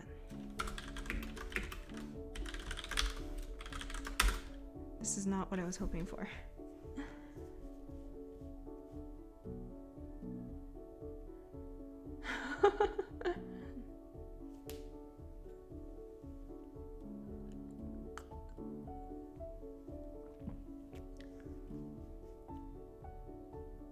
Oh man, I knew this. Learning COBOL in the 90s, spent hours looking for a missing end of line. Vim had no semantic checker.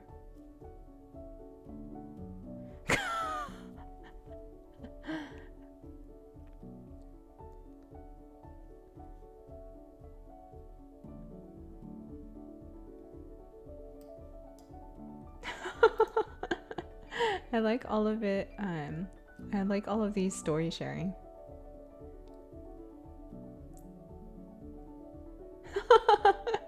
Abel, welcome back in. I totally feel you. We've just been having a very chill session today where I'm supposed to be working on this client project, but I think I need to accept the fact that my brain is like shot because I am going at a snail's pace today. Also, so is both Google Sheets and Observable, because presumably,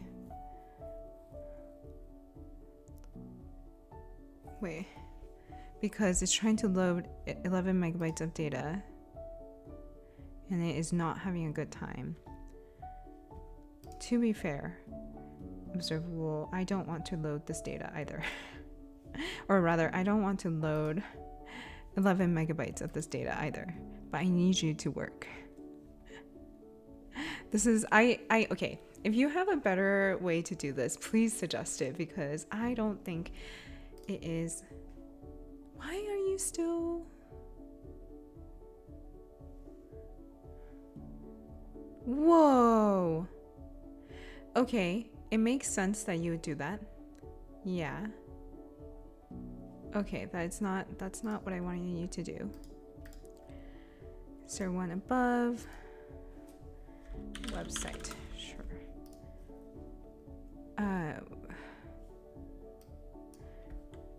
Okay, so that's not what I meant you to do. I just meant for you to do. That is so silly. Okay, I just meant for you to get website. Okay. And be an array of websites. I feel like today I am observable is at the same pace as me in terms of processing power. Which, there we go. Okay, that was a lot faster. Okay. Cool. Okay. Now, we actually have to code. It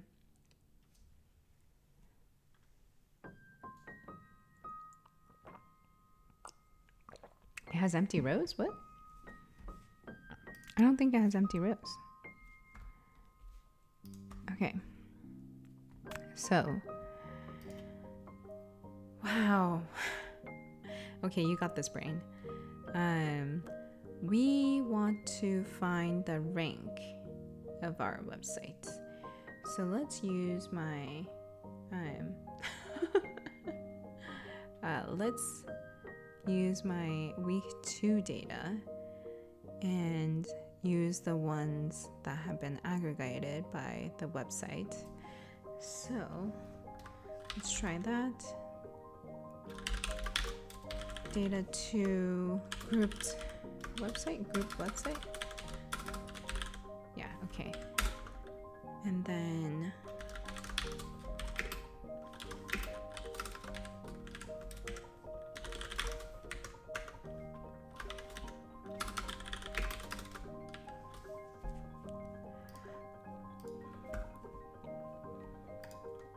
I agree, logic is hard.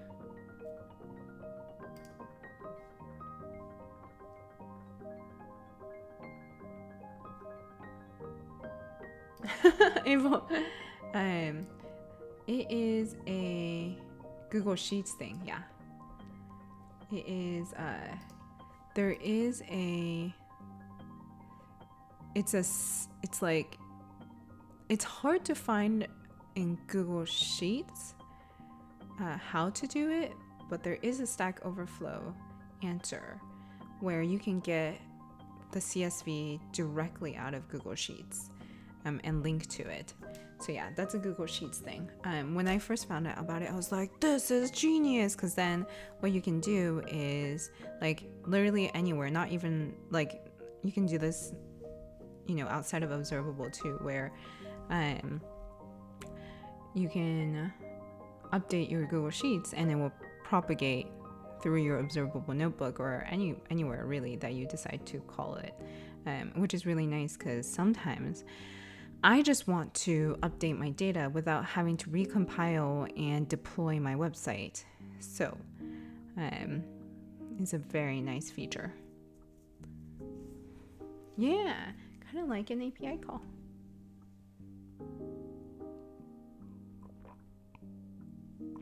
Yeah. So Aman, I think there's like something, the format is a little bit different from the link that you get when you click on share and select anyone with the link. So you definitely have to change the permission to that.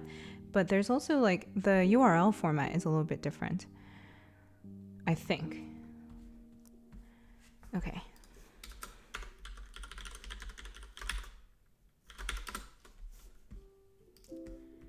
Let's see.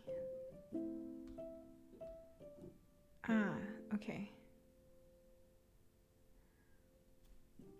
So it seems like I take out the .com also. So I think what I should do is take out the .com. I think it seems like I take out the HTTP part and I take out the .com part. So I should do the same thing for here.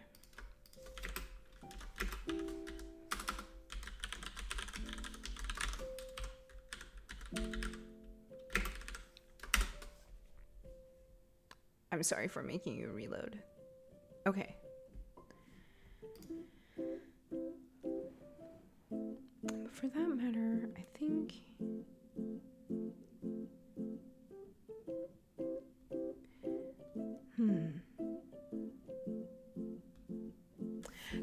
Do any of you know a better way of getting just the domain name, like strip out the subdomain as well? Like instead of, I think sometimes I want accounts.google, but sometimes I just want Google. And have that be robust enough to be able to like, so for example, sometimes it's data.kaleido.org. What is that? And then I just want the Kaleido part. Sometimes it's l.messenger. I guess it should always follow the subdomain domain. And I actually don't know what that part is called, right? But then there could be multiple like subdomain. Like you can have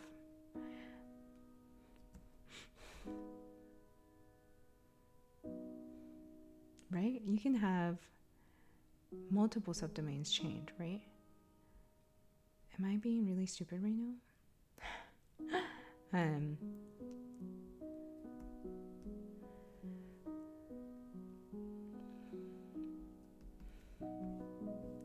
Ooh, yes. So sometimes I don't want to split on just the last period, because sometimes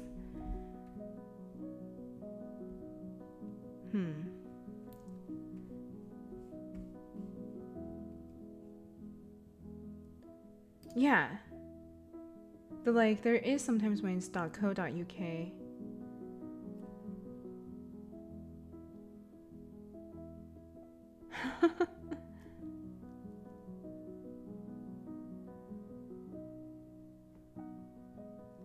Oh wow.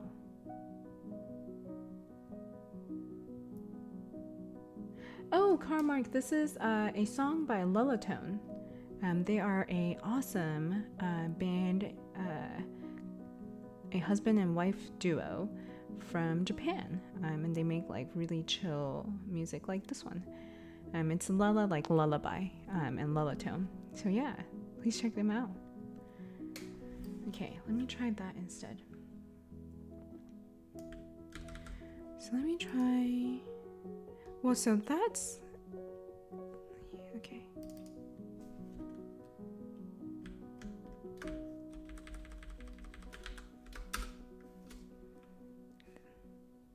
So I also, in clean data,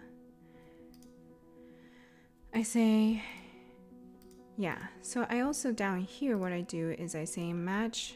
So the first one is match, because sometimes the URL is the whole URL, and so this one helps me match down to just like the http / blah blah blah .domain.com or whatever it is, and this is my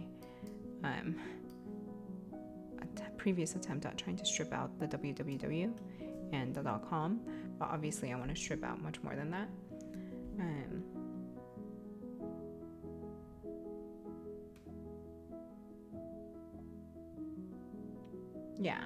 Yeah, it's like I feel like it has a lot of edge cases trying to get just the domain name. To Amon's point. Oh man, I forgot that I had a Nightbot command for music. Thank you for doing that, Gilliam.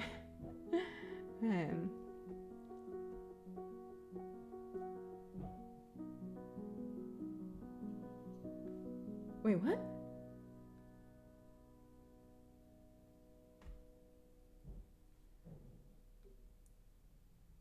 I'm confused. Carmark.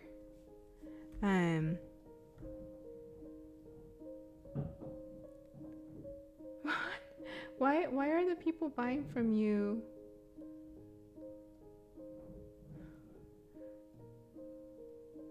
Why are the people buying from you the bullies?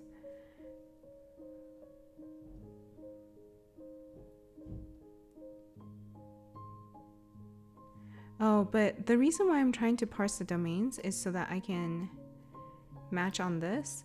Either match on this or I think because I want to, well, I'm trying to figure out if I'm trying to match on a subset of, like, I'm trying to figure out, how to match both of them. Oops.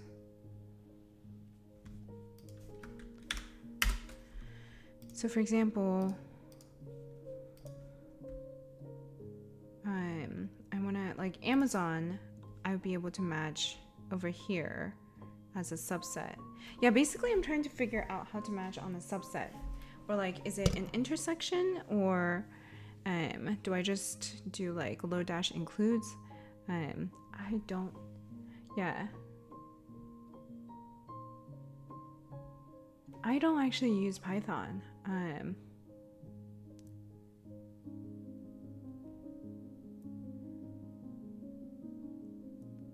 Yeah.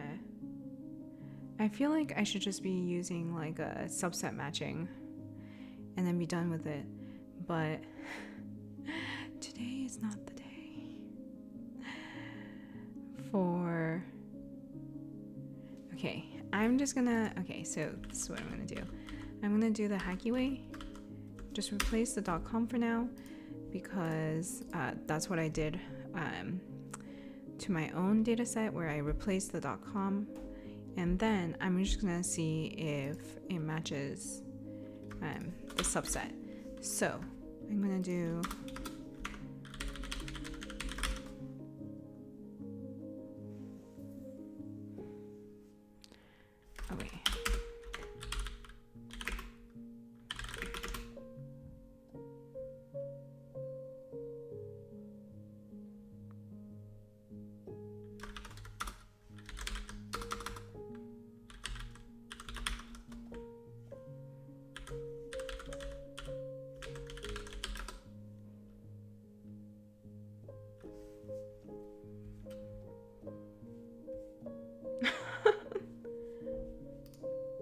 there's an npm package PSL. Oh, for that matter, if any of you know of like either data set of website rankings, or like this one, I think this is, where is this from, this data set? This data set is from a service called Tranco, Tranco. But if you, either that, or if you know of a service of, or not a service, a data set that categorizes the top websites, that will also be very helpful.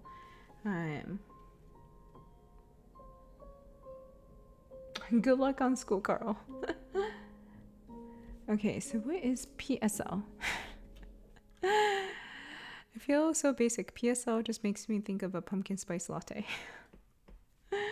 Public services. Parse. Ooh. Oh, this is awesome. Whoa. Whoa, awesome. This is super helpful. Thank you, Aman. Let's see. Wait, there is a public list? Oh, a public suffix list. Okay. All right. Whoa, I didn't... You could do that? I didn't know that. This is awesome. Okay. I'm gonna do this.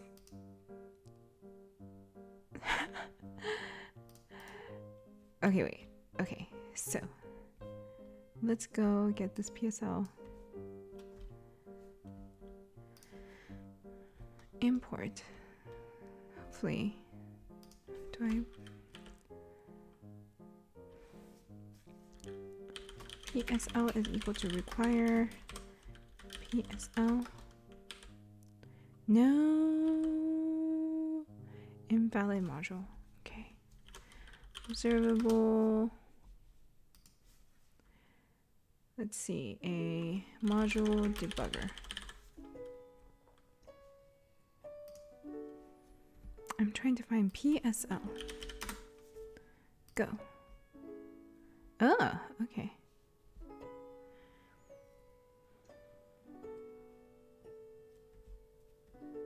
Cool. All right, let's try this one. Clip to copy.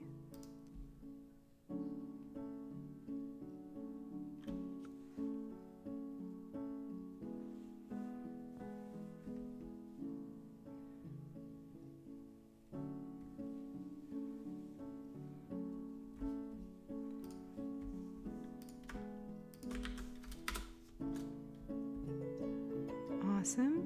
So now actually I should be able to, in my clean data, do a,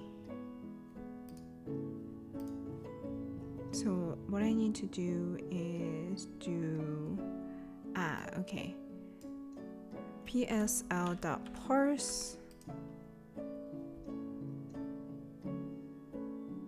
Can I do ones where it has,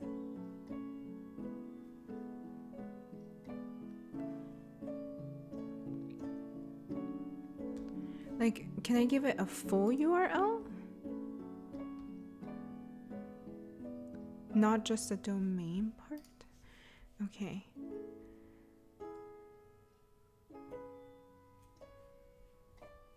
So can I do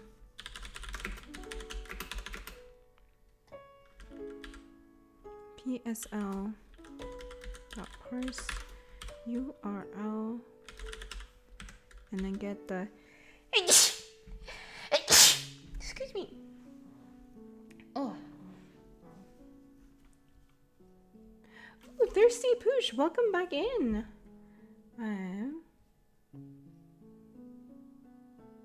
Unicode.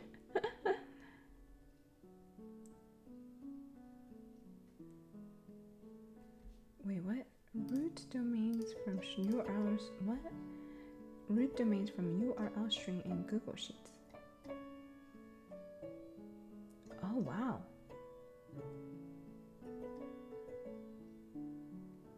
Wow, that is some intense looking regex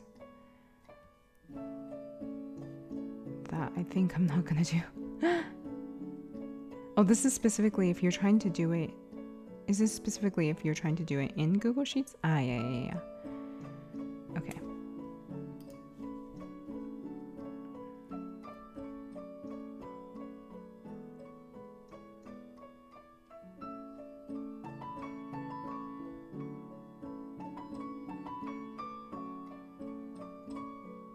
Ah, I see.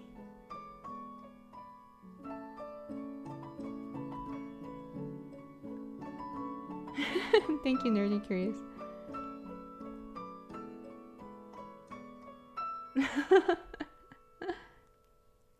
Thank you, Gilliam. Ooh, thank you, Aman. Abel, I do use Vega Lite for data exploration, and then when I want to actually make my visualizations, then I usually use D3. That's the only charting library I use, Vega Lite. And I don't ever use charting libraries for my final visualization output. Okay, and Akanya DevSky, welcome in. Not R, JavaScript. Yeah. Ooh. Ooh, I must have missed a question up there somewhere for Jay Shady. Thank you, Pranav, for answering that. Okay.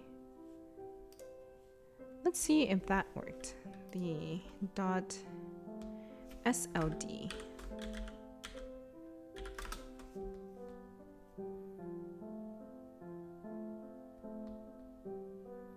Okay, so does that look like it worked? Hold on.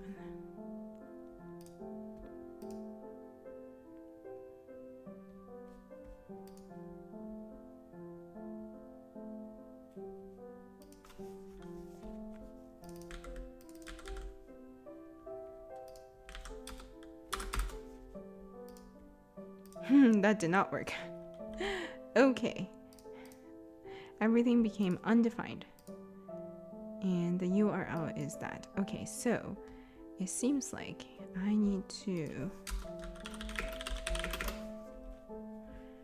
first do this part. Oh wait, hold on.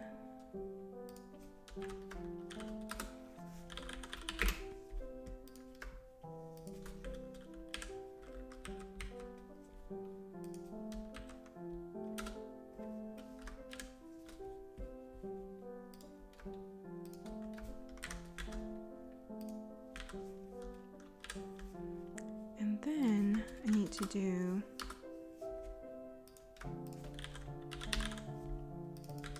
and then I think I'll be able to get what I'm trying to look for.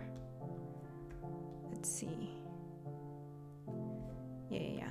I think that worked. Ooh, okay, that worked great. So, except for where it says null, because it's a Chrome extension. Okay, that is still working as expected.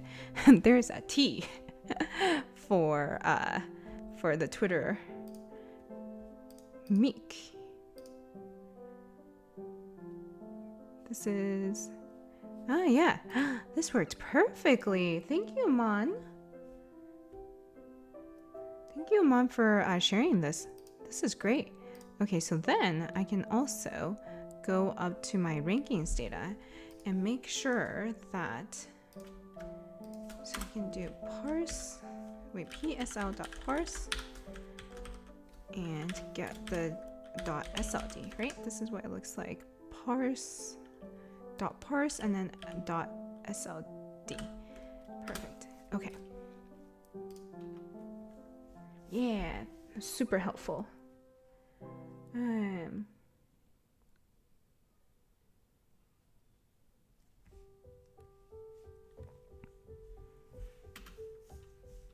Oh no. Why is there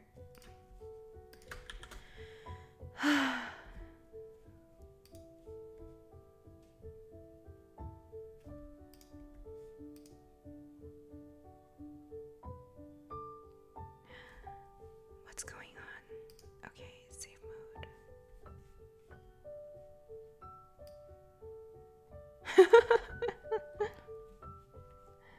Ooh, Jerry Moore, welcome back in. Yeah, I agree. This is much better than a bunch of replace, except for when it doesn't work. What did I do? Why didn't it work? All right, let's see what's going on.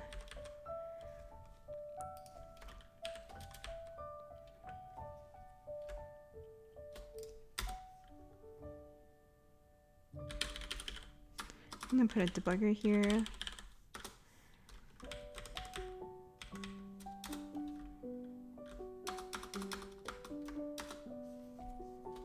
And let's get out of safe mode, actually.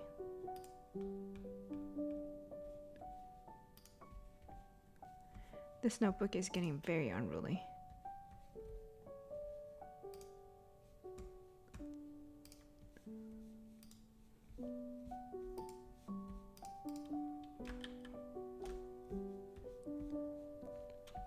Yeah, happy Friday. I feel like we should be ending soon. Because it's getting quite late. And I have to admit, this is not my most optimal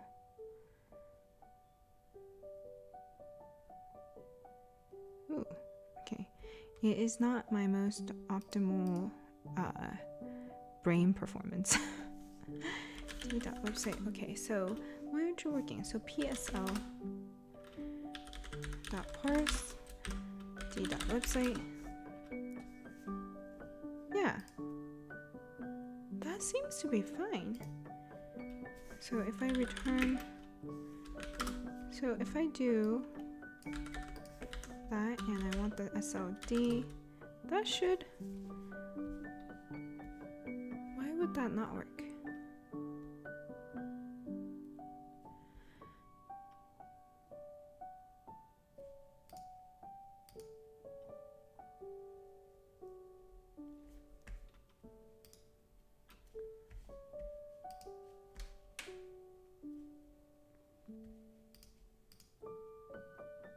Oh no. Oh no. Okay. I'm gonna go back into safe mode.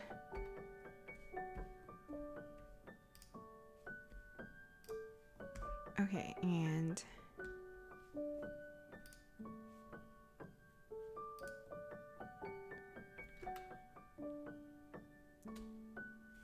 okay, let's change that. And then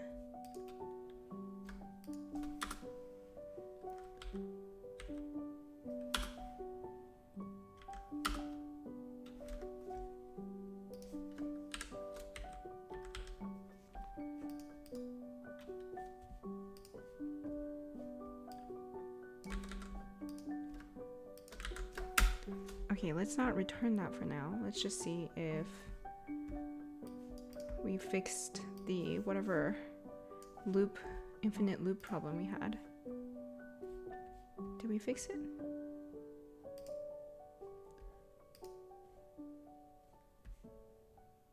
Oh. Okay, hold on. You got this?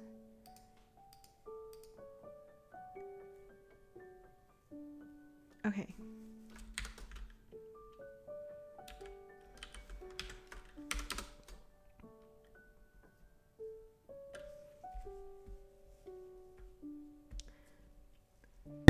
Ow, sorry. Gussie, are you looking for what languages I use? So I do have I use JavaScript, so I have a bang for JavaScript, I think. Yeah. Why aren't you working? Why is there an unexpected end of input? Wait, no. There's an infinite loop. But what is causing the infinite loop?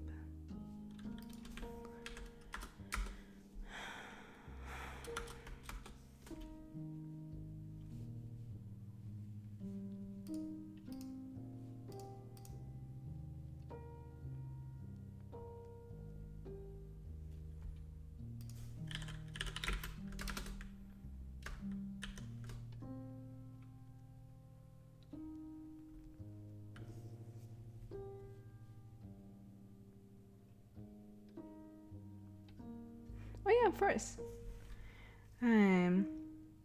Hello, Twitching DLC. Welcome in.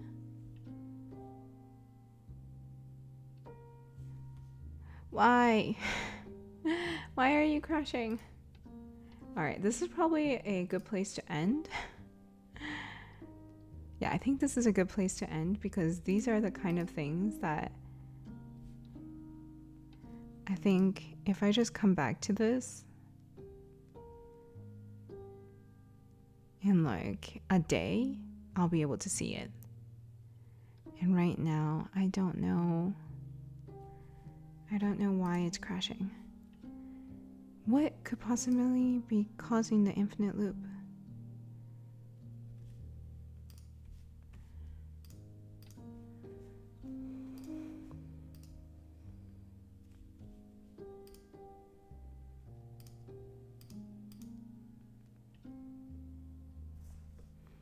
I agree. My brain is on fire.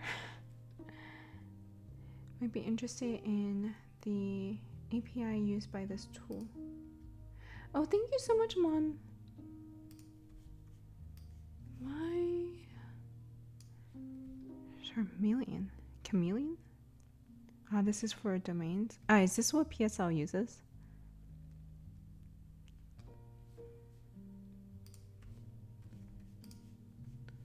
Cannot read property. Where is that index?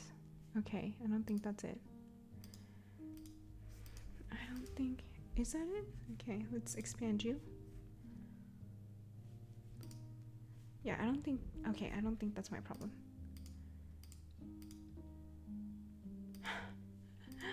What? Okay, how many of these are there? Oh, refuse to evaluate a string. Okay, I don't think this is either.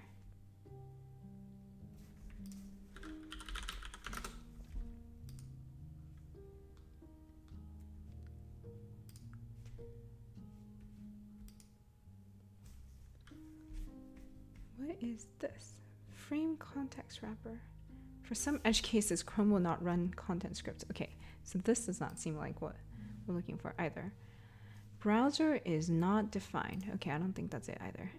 Unknown node. Wow, there are so many of these. I'm just trying to figure out what the infinite loop is.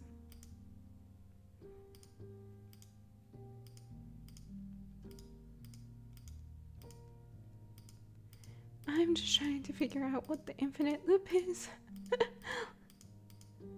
Is this the infinite loop? Because I've been clicking on this for a while. I don't know if you can hear how many times I've clicked on this. Okay, but where is that from? Worker. E is undefined. T is undefined. Okay, so that came from this.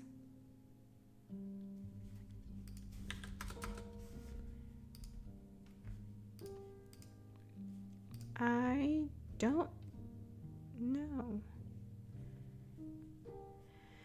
Is that the node? And then what's T then? T is undefined. Don't know what these things are. And then there's... Okay. Okay. Is that what's undefined? I mean, is that what's the infinite loop? Something is an unknown node? My brain hurts.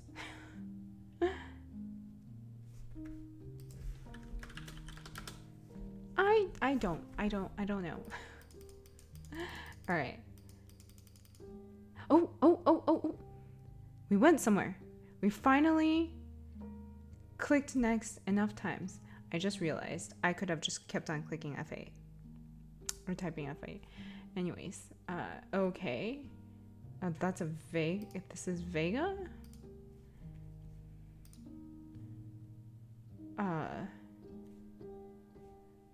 okay, that's non-descriptive. Did that work?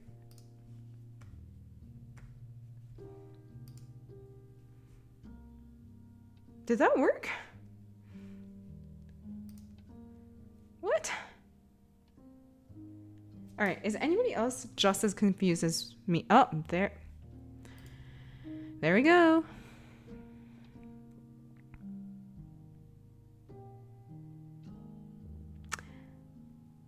I can't tell what's going on. Okay.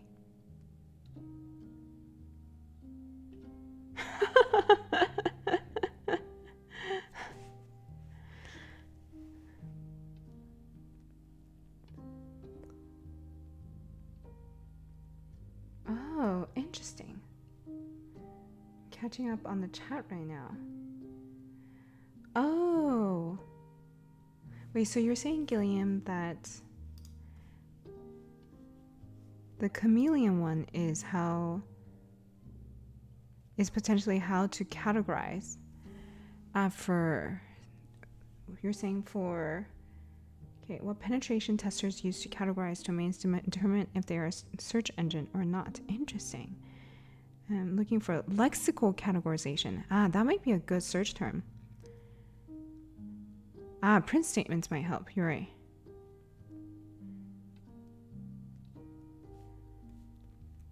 So I feel like I definitely feel like it worked. Like this worked right before I did. Okay, so I feel like it worked up until, okay.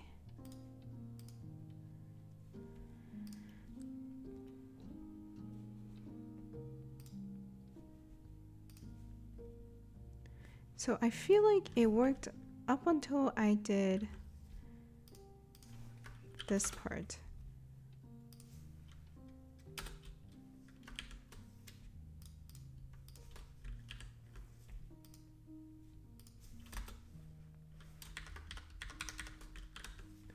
So when I was just doing .map data and getting the website, I think it worked and there was no infinite loop.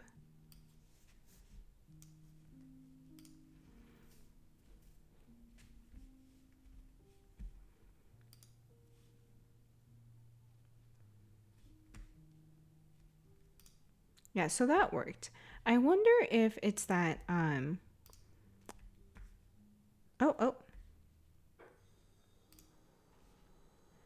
You know what I'm wondering? I wonder if it's that this already, loading this rankings data already takes so long because it's 11 megabytes. And then I wonder if trying to apply PSL parse to it, I wonder if that's like timing out everything, because I wonder if the PSL.parse, I wonder if that also has some amount of overhead. And so trying to do the .parse, I also wonder if, do you think it's because it's taking potentially too much memory to parse like the 500k websites. That might be it. Also, it seems like my playlist has looped back to the beginning. So, yeah. Oh, no worries, Aman. The PSL was extremely helpful. If not for the 500k rankings data, it was extremely helpful to get it for the websites that I have, which is only 116 of them. And what I can do is, even if we like don't get it to just the this part, I can just do the original plan of finding the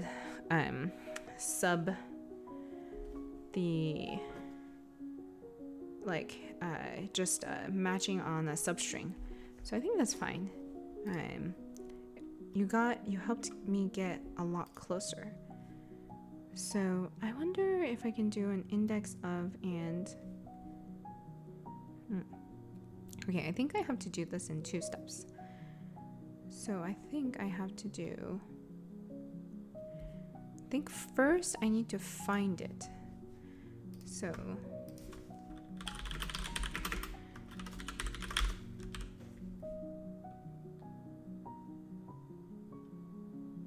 or I guess I could just do this.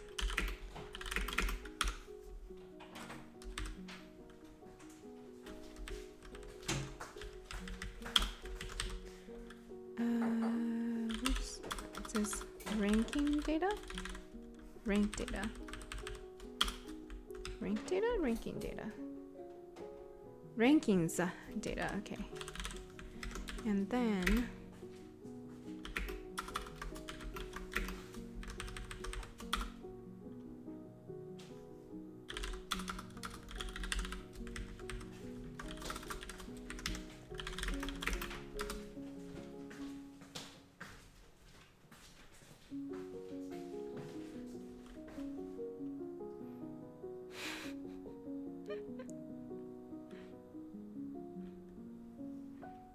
hello.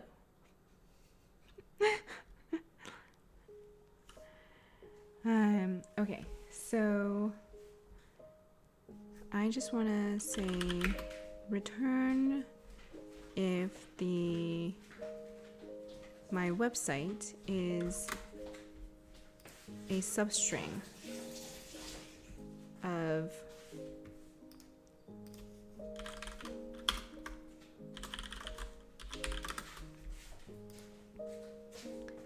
if my website is a substring of whatever the domain.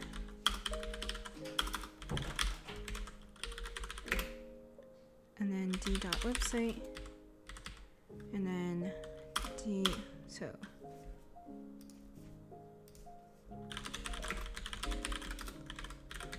did that work? Would that work? Hello, please work. Ooh, oh. Wow, null is also something? I'm so basic. Oh, cool. Pudding is in here. Pudding is rank 34. How is T? Ah, okay. Okay, I think it's not perfect because I'm trying to match a substring. And so actually with this one, I think I can just say only take the for all of these. It seems like I think I can split. Yeah, I think I can split by the period and just take the first thing. And then let's see if we can. Okay, let's try this. So, attempt number 5. Who thought just trying to find the rank would be this much work? Split by the period and then just take the first thing. Please don't crash.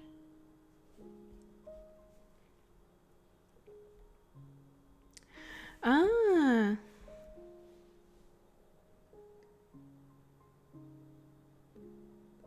It's a very interesting point, Helen, near this of using the performance tab for an infinite loop to see what's causing it. Apply the PSL and cache the results. I actually don't know how to cache the results in observable. Is there like a specific way to do it? Okay, now I think I can match them. I think. Maybe. So now instead of saying includes, I think maybe I can do domain equals the website.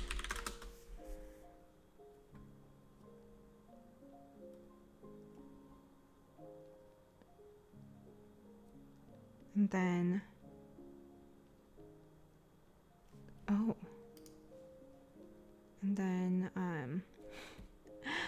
my website doesn't even come close to the top 500K. But in that case, that's super cool that putting, oh, wait. Oh, I just realized another problem. So if we stripped out the, is it called TLD part? Then we don't actually know if that's pudding or pudding.cool or pudding.com. So that's also a problem. Did not expect there to be so many problems. Okay, so edge cases to solve for how to match the domain from our dataset to the site rankings dataset. So for example, so we need to actually match the D plus TLD together, I think. Yeah. Okay. We've been going too long today.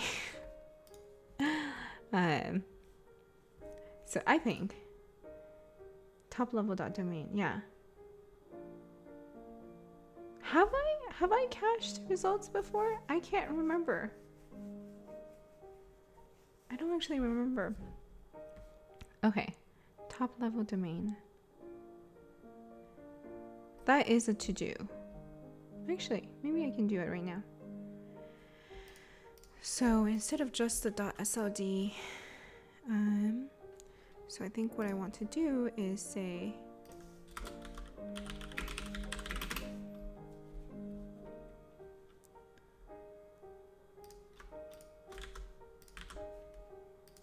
and then I can say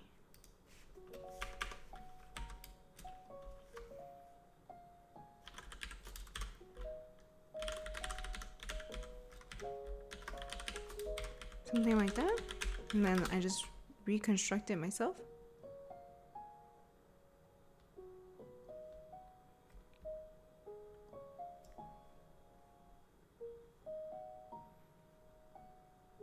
Okay, so now I can do, then now I don't have to split it, I can just do that.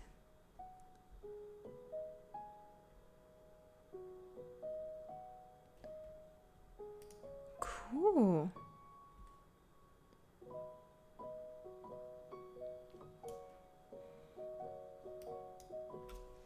Awesome. Actually super awesome to see like storytelling with data and pudding. Did not know pudding did so well traffic wise. That's awesome. And then some of these.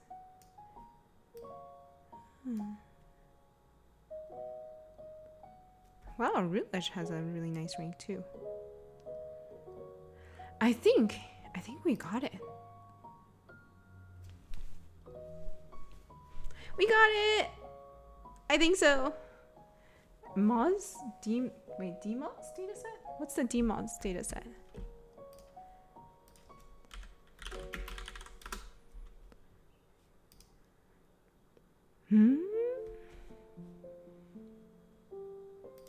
Oh, whoa.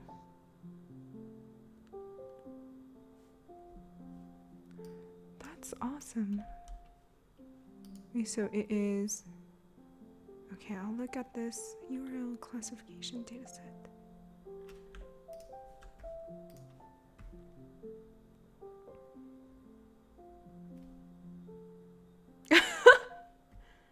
A lot of adult. I don't know if you're all seeing this. There's a lot of type adult. What? What is this?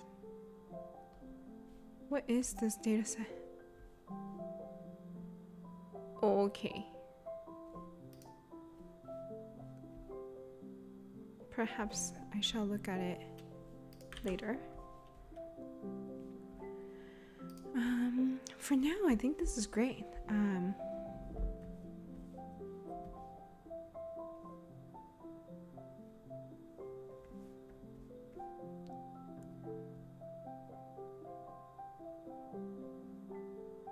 then I think maybe I should just do a histogram, actually, to see how quote unquote basic I am. Actually, that'd be fun. Let's do that. Let's do a data set or a histogram really quick. Now that we have the rankings. Oh, this is rankings on what the website ranking. Actually, this is cool. Let's look at, oh, and I should have elapsed time.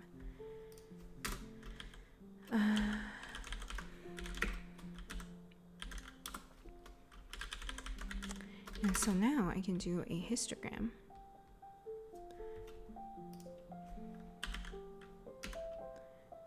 Mark rectangle. Oh, awesome. So now I can see where I spend the most time. And how quote unquote basic I am. Pog. Oh, this is where I just was, Gilliam. Oh yeah. Oh, this is the first that adult is their first type sorted alphabetically. Unfortunate first label. That's fair. I wonder how I can category. Oh, okay. Category is arts. This is cool. Wait, hold on. Title, but then where is the website though?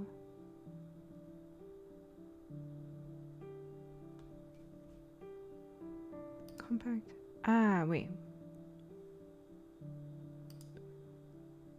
Where's the website? Because there's the title, there's the description, there's the category, but no website.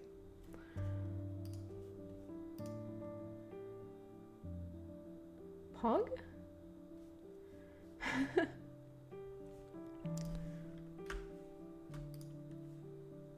Change the CSV. Oh, okay. Demos.csv.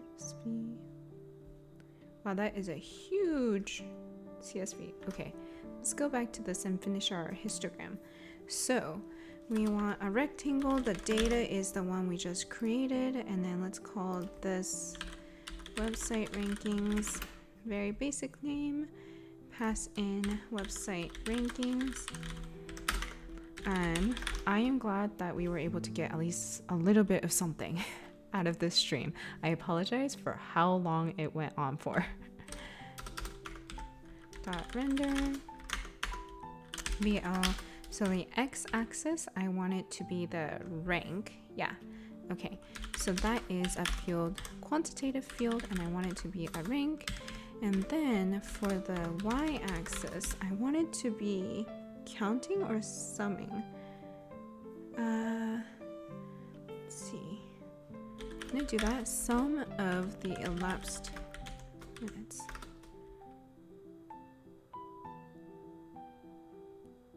Wow, I'm basic.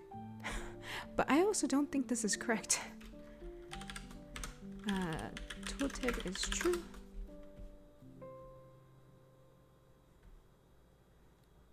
that's not... Okay, I don't think I did that correctly. How do I do histograms in Vega Light? Oh, thank you. Thank you, everyone. Oh, I enjoy co-working too.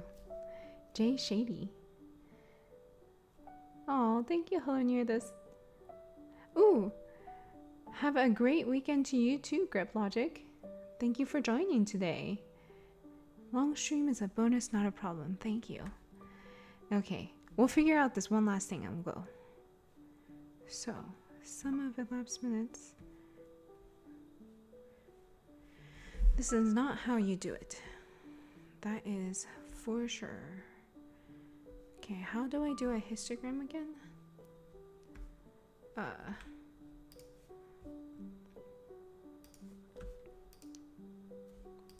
wait.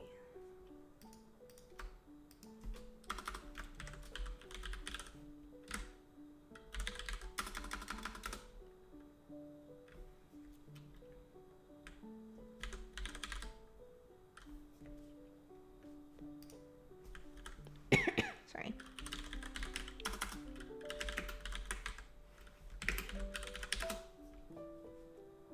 There we go. Charting with Vega Light.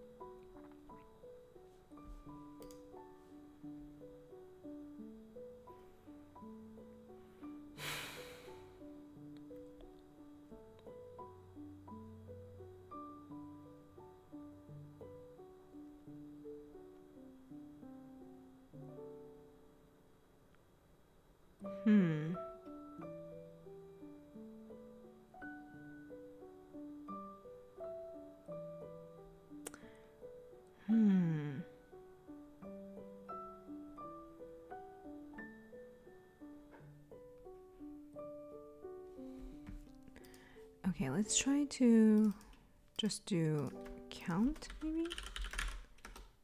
Okay, that's not it.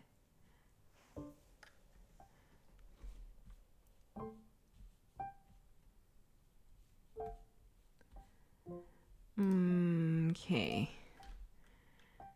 Let's do observable Vega Light histogram. Oh, okay. But I want it on observable. Bin, do I say bin is true? Is that what I do? Dot bin, X is bin, and aggregate is count. Okay, do I say dot bin? No.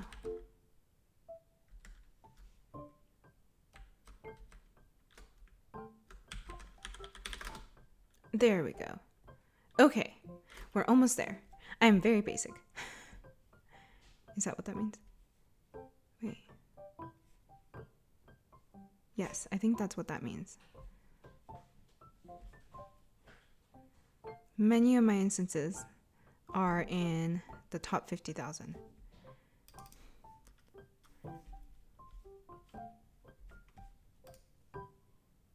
How do I say the number of bins I want to make?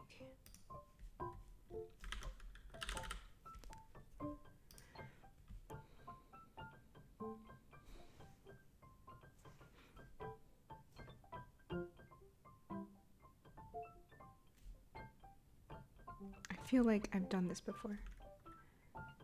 Bin, true, step. Okay. Let's try that. Step, let's do like 10,000. Okay, that's probably not what I was looking for. That's definitely not what I was looking for. Alright, let's just keep it simple. Bin that, and then sum it by elapsed. Well, would you look at that? This basically proves that I am very basic. Where I spend a majority of my time on the top 50,000 websites, and then a little bit of my time Yeah. Man, seriously, but how do I make smaller steps in binning?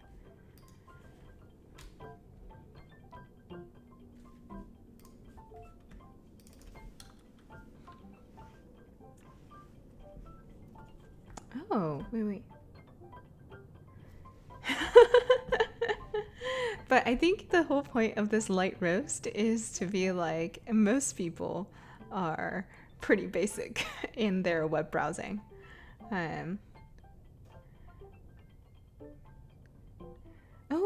What do you mean, J Shady? About how basic it is within a certain website too? Or perhaps you just find the information you need without cluttering your mind with endless readings. I wonder what's in the last column. You mean this one?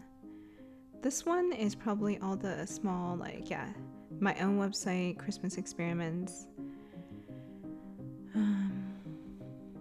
Yeah.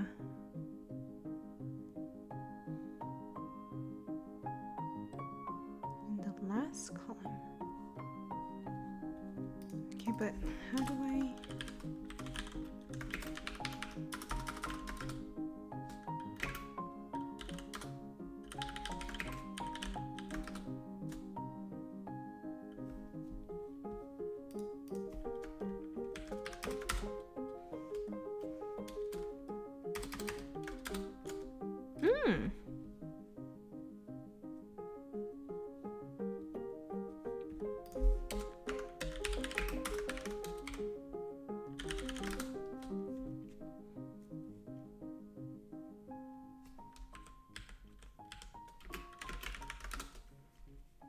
Okay, so I wonder what this is, for example.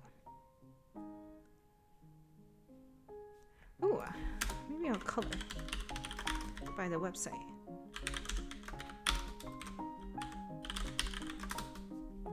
Oh, what is this overlap?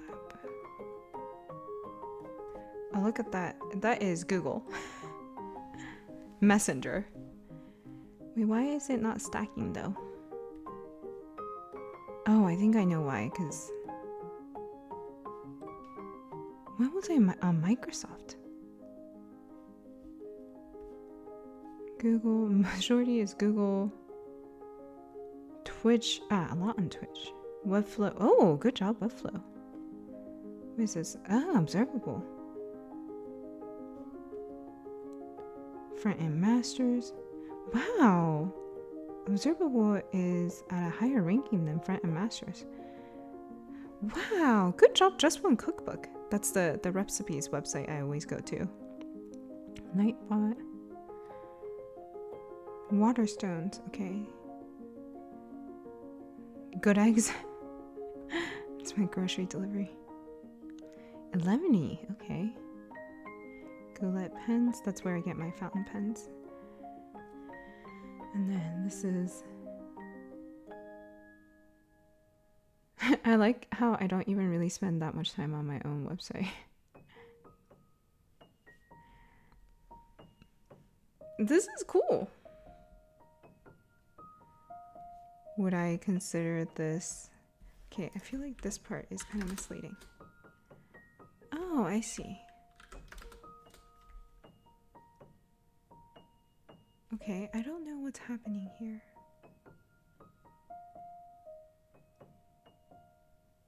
Why is it like this instead of stacking on top of each other?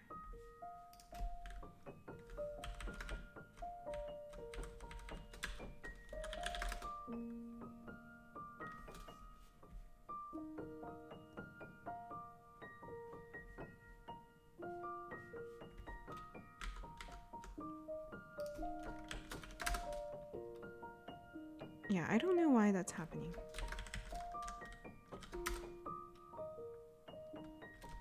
Like why they're not actually stacking on top of each other. Okay, that is a problem for another time.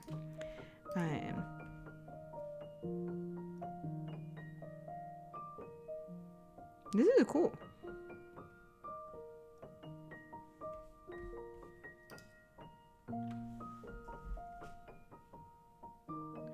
Oh, interesting, JJD. Do I go to the same pages that everyone else does within a certain website?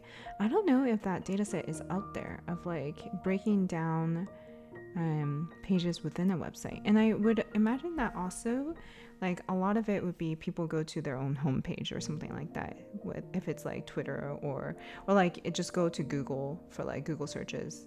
So I don't know about that. Yeah, I don't think I think that level of data might be really hard to get to.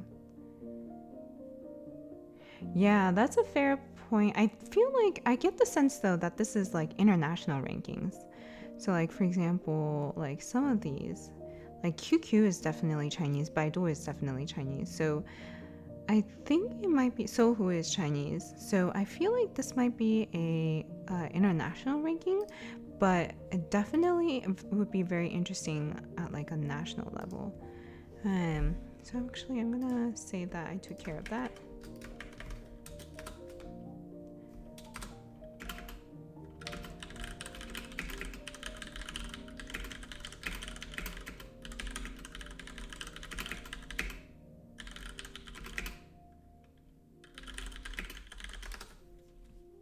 Yeah, I'm based in California. Welcome back, Carl. Actually, I think this is we're gonna wrap up now because it is almost hour 3. Do I feel like I got much done? No, but I am glad that we did it together. It was a journey. It was definitely a journey. Thank you so much, everyone, for joining this Friday. Oh, before I forget, let me see if there's anyone we can raid. There is actually not a channel that I follow that is currently live. So if you have a suggestion for a channel to raid, please drop it in the chat and we'll go raid them. Yeah, a raid. Let's do a raid. Please suggest someone to raid.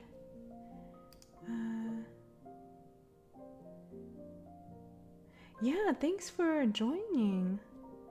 And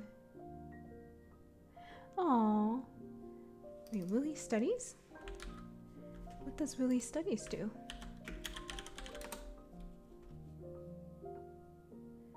Cool.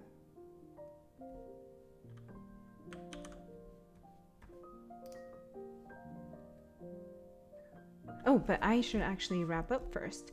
So, and do a retrospective as Helen Yearless asks for every single day or every single time. So what did we do today? Today started off very, very slow because I think I was pretty exhausted from this week. Ooh. What's folding at home.org? Because you mentioned it before. I feel like you've mentioned it before as someone that's I think you mentioned it to be bio related, right? Is it like DNA related, Gillian?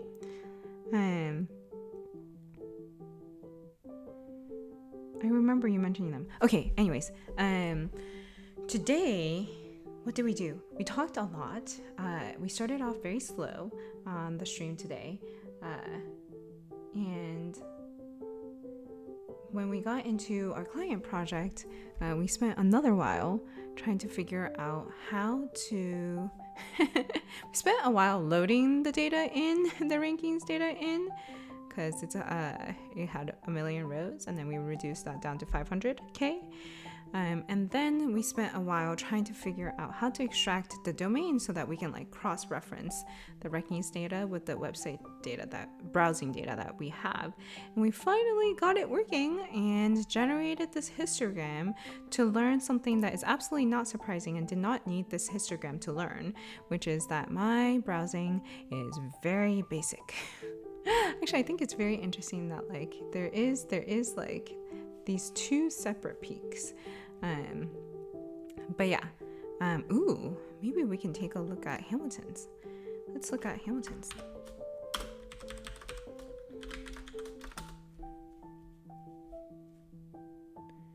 Oh my god. You guys, Hamilton's is even more basic than mine. Oh, I'll let him know that. Like, I mean, oh, I guess there is something to say about how he probably just spends majority of the time in one place. Well, I mean, okay, yeah. I guess that's the point of this light roast of how basic are you. Um, Very interesting that there's like some amount in the 40,000s, just like how I had, and then just one or two that's like much more obscure, under 500k. That's funny. That's true. He did say he didn't go into deep rabbit holes. Oh yeah, you're right. Abel, T.co is separate from Twitter and they're both on the list. Ah, folding at home. Oh, that's right. You did mention that is anti-COVID software. They fold proteins thanks to anyone's computer power. I remember you mentioning that. Yeah, that was really cool. Let's go and join them then. So that is, oh yeah. But JJD, how did you find Willie's studies? That's really cool too. Yeah, let's go join Folding at Home. I'm gonna go rate them. Okay, so I'm really new about this. So do I? Wait, hold on. So let's make sure that I have it correct. So they're live right home. Okay, we're gonna do this. All right, we're gonna raid. But first, before we raid, I'm gonna just say my goodbyes. Games are cool. We can watch them game, and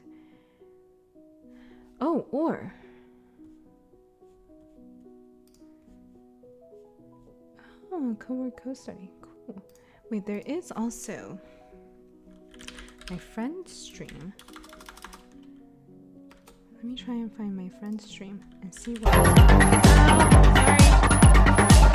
Okay. See what he's currently streaming.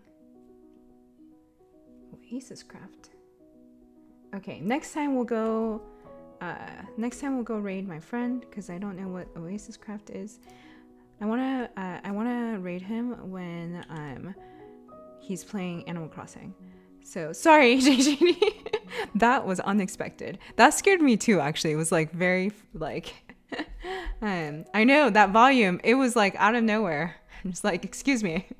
Okay, let me do my sign off and then we'll go raid Folding at Home. So I hope everyone has a great rest of your Friday. Sorry, you guys. And a great weekend. Oh my god, everyone. that did actually make me jump a little bit too. I hope everyone has a great weekend. Hopefully you don't have any more loud noises randomly appearing again anytime soon. I will okay, I did forget to do this housekeeping. I hope you'll tune in next Tuesday at 10 a.m. PST. We're having our book launch celebration. And if not, I hope you do. But otherwise, I will see you next Wednesday. I am moving locations for the month. I'm forming a small social bubble with a few of our friends, and then we've got like a bigger place we rented out. Very excited. So we are moving locations, and I am hoping that the internet there should be able to sustain this stream. But we'll see. I'll know this weekend if it can sustain this stream. I think it should be able to. And if it can, I'll see you on Wednesday. If not, I have to figure something out. But thank you so much for joining today. Hang on and stay in the chat so that we can go raid Folding at Home. Bye-bye!